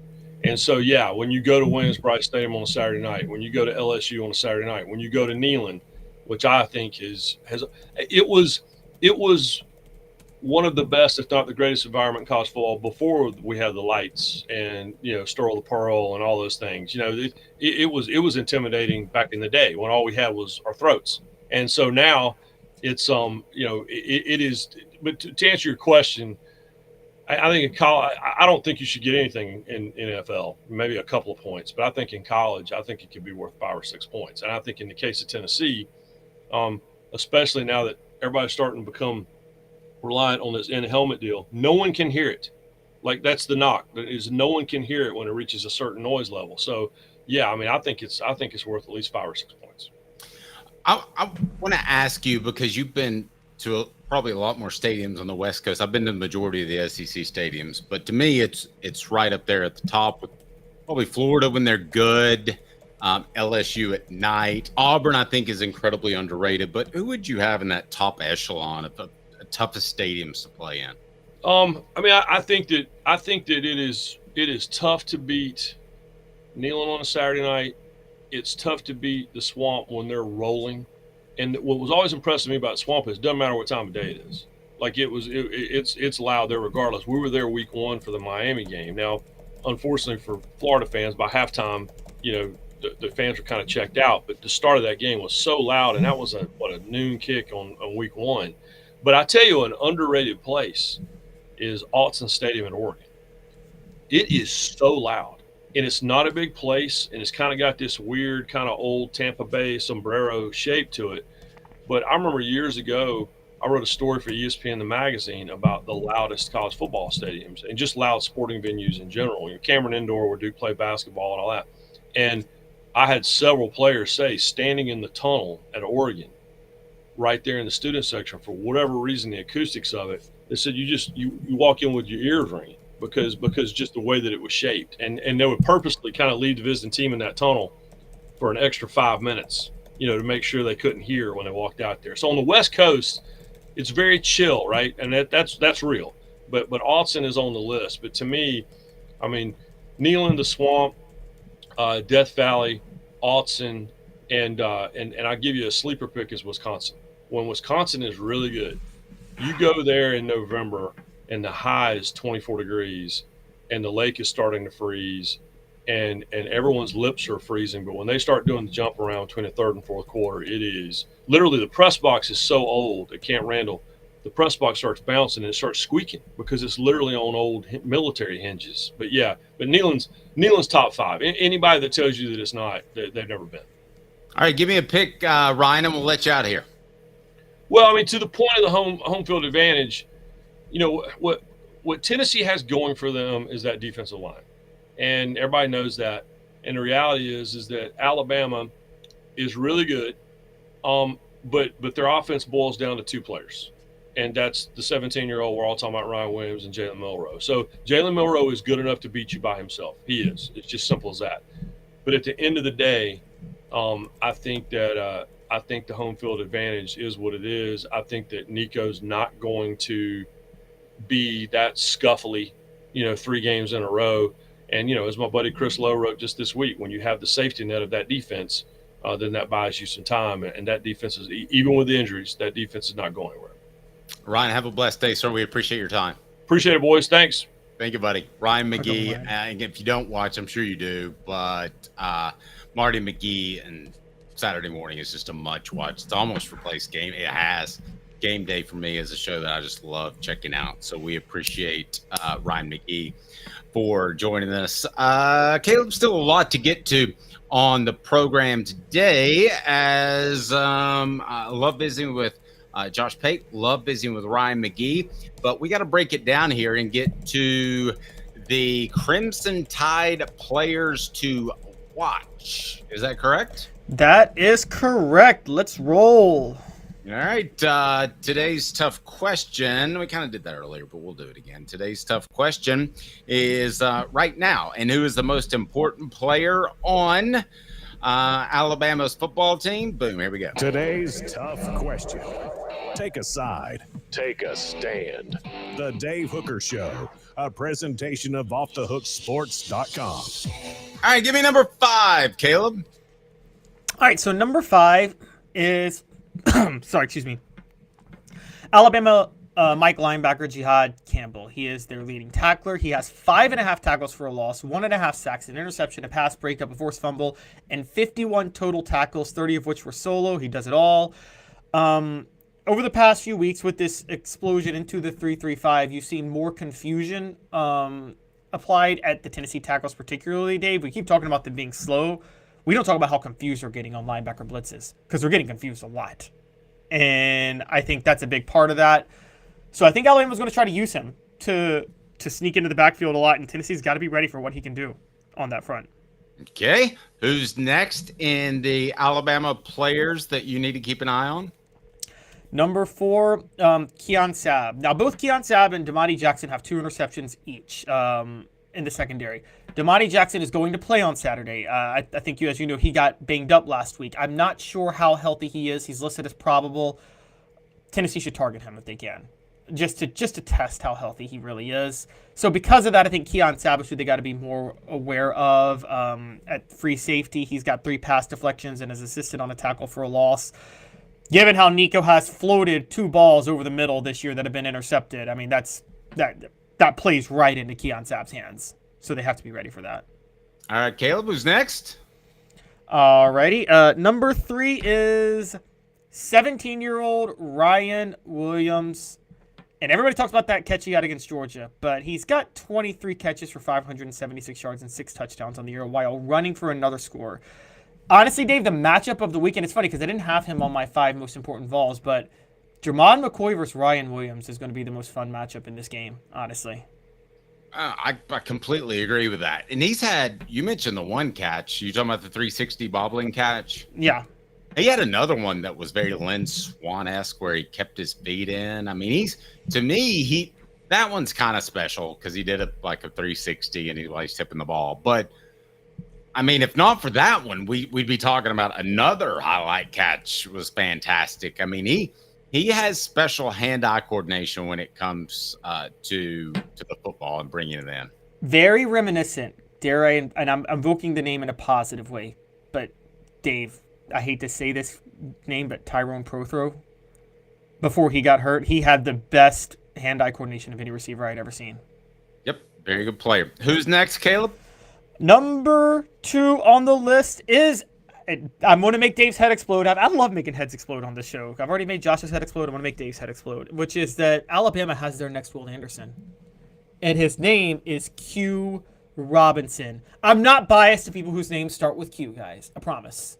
But like Quincy, his son. Yes, like my son Quincy. But Q Robinson started the year as a backup. He's a backup technically the way James Pierce was technically a backup on last year's team. He already has 7 tackles for loss, 4 sacks, a forced and recovered fumble, and he's about to go up against probably the worst tackles he's faced of any Power 5 team he's played this year. Dave, I'm sorry. This is like Tennessee should worry. Q Robinson could walk away doubling his sack total after Saturday.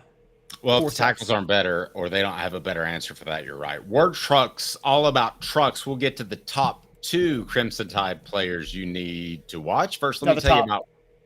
I'm sorry? The top. Just the top one. Sorry. Work Trucks, all about trucks that are actually available, trucks that help you maximize your profits by having the right work vehicle now. Time is money. The perfect work vehicle doesn't break down, has all the space to carry what you need. That's what Work Trucks is intent on offering, while other dealerships just can't do it. Contracting about time.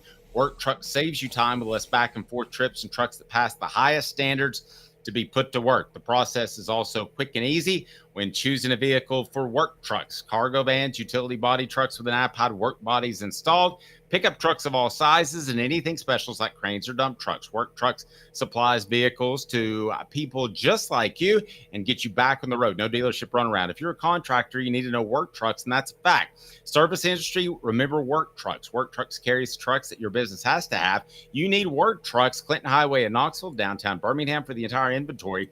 Go online to worktrucksllc.com. That's Work Trucks with an X, LLC.com. Why risk chancing your future and business on the wrong piece of equipment that burns your time? WorkTrucksLLC.com. They'll find the perfect truck, outfit it, and make sure it fits your needs to a T. Work Trucks with an X, LLC.com. Proud supporters of the Tennessee Vols. Caleb, who is next? Number 1 has to be Jalen Milroe, right? Obviously Jalen Milroe. Although I'm going to say Q Robinson was close. because, again, he might be better than Will Anderson. But Jalen Milroe is number one. It's cliche, but Homeboy's completing 72.7% of his passes, averaging over 11 yards an attempt, has 12 touchdowns, 4 interceptions. He's also run for another 11 touchdowns and run for another 319 yards. So, I mean, Dave, it's not too close, but we're talking like Cam Newton level numbers of running and passing for a quarterback right now. And at Auburn, not all the way there, but close. And again, Tennessee is facing him without Keenan Peely, and we don't know how that's going to affect things. He's not nearly as tall, but there is a comparison there from just kind of being a freak athlete type. Now, I think that Cam Newton was faster, bigger, stronger. But still, with Milroe, there's a power type of a play there that you just don't see. I can't think of another quarterback, real honestly, in recent histories other than Cam, Tim Tebow, that made you pay for it when you tried to come up and tackle him. I mean, Nico might end up being the best runner in the world. Mike Vick was probably the best runner in the world in college football. But I don't think you got punished when you tackled him. Well, that's the difference. And as a matter of fact, it's funny you say that because you'll laugh at this. In 2011, when RG3 and Cam, in 2012, when RG3 and Cam were both in the NFL, I said that RG3 was having his best year and he was a better thrower, but I said Cam Newton would last longer. And people up here where I was at the time thought I was crazy. I said, no, it's different. RG3 can't sustain the level of punishment of getting hit. Cam Newton was a rare quarterback who, most quarterbacks that get hit like that have a short shelf life, but I'm like, not when you're that size. Jalen Milroe was kind of like that, where like getting hit doesn't wear him down. Does that make sense? Whereas most quarterbacks that get hit like that. Sense. He's like 6'2.5", 225 pounds. He's thick. He's incredibly difficult to stop. And I don't know that he is he's going to be stopped as a whole by Tennessee's defense because of what Ryan McGee just said, in that he is really all they have. He could account for 250 yards easy, maybe even 300, and Alabama could still lose the game. Where would you put his over-under that you'd feel confident that Alabama wins the game if he does what? If he goes for, well, like I told you, if he gets a big running play and a big passing play, then I think Tennessee's in trouble. Just a big passing play, Tennessee can withstand. But if he goes for 250 and 75 rushing yards, Tennessee's got a lot to worry about. Here's a weird question too, Dave, before we move on, because I've told you guys that I was writing off Alabama, not because I didn't believe in Kalen DeBoer or a new head coach. I just knew that Kalen DeBoer ran the air raid, and I thought Jalen Milroe wasn't a fit for his offense. I think you and I both agree Kalen DeBoer's done an amazing job tailoring his offense for a quarterback not a fit for him. I agree with that, but the one thing that you said that I always wanted to add a caveat to, Jalen Milroe's not a great fit for that offense. But at the end of the day, he would be a great fit for any offense. Take the run and shoot. A little before your time with the Houston Oilers and Warren Moon. I'm not comparing them because they're both African-American. But the bottom line is Warren Moon couldn't run. Jalen Milroe would be able to just drop and run because you'd be so afraid of playing zone coverage against them. And ironically, I think he would be would you agree with this? He'd be a C+ in any offense that you can possibly imagine. And I'm going to include the old Nebraska offense with Tommy Frazier. Oh, yes, absolutely. That's the one thing I totally agree with that. And ironically, I just want to shamelessly plug preparing for dealing with the Houston Oilers offense is where Nick Saban invented pattern matching for cornerbacks. That's where he came up with it, because he realized that the cover 2 wasn't going to be sufficient to stop the Warren Moon vertical attack when he was the Cleveland's defensive coordinator. But yeah, so you would say that Kalen DeBoer, what he's doing with Jalen Milroe, is not as impressive as how Urban Meyer tweaked his system for Chris Leak. Yes, I would agree with that, because I think Jalen Milroe was a better talent than Chris Leak. I didn't think Chris Leak was a great runner. That's why they had to bring Tebow in. Yes, I totally agree. Totally true. We didn't agree a lot on this show, but we agree at the end. He's Caleb Calhoun. I'm Dave Hooker. The show represented by Banks & Jones, Tennessee's trial attorney, banksandjones.com. With you tomorrow, I believe we're going to be joined by Philip Fulmer. We'll definitely be joined by Ollie Lane, so it's an offensive line type of show on a Friday. For Caleb, I'm Dave. Be sure to hit that like and subscribe button. Turn the notifications on if you haven't to this point. This has been a presentation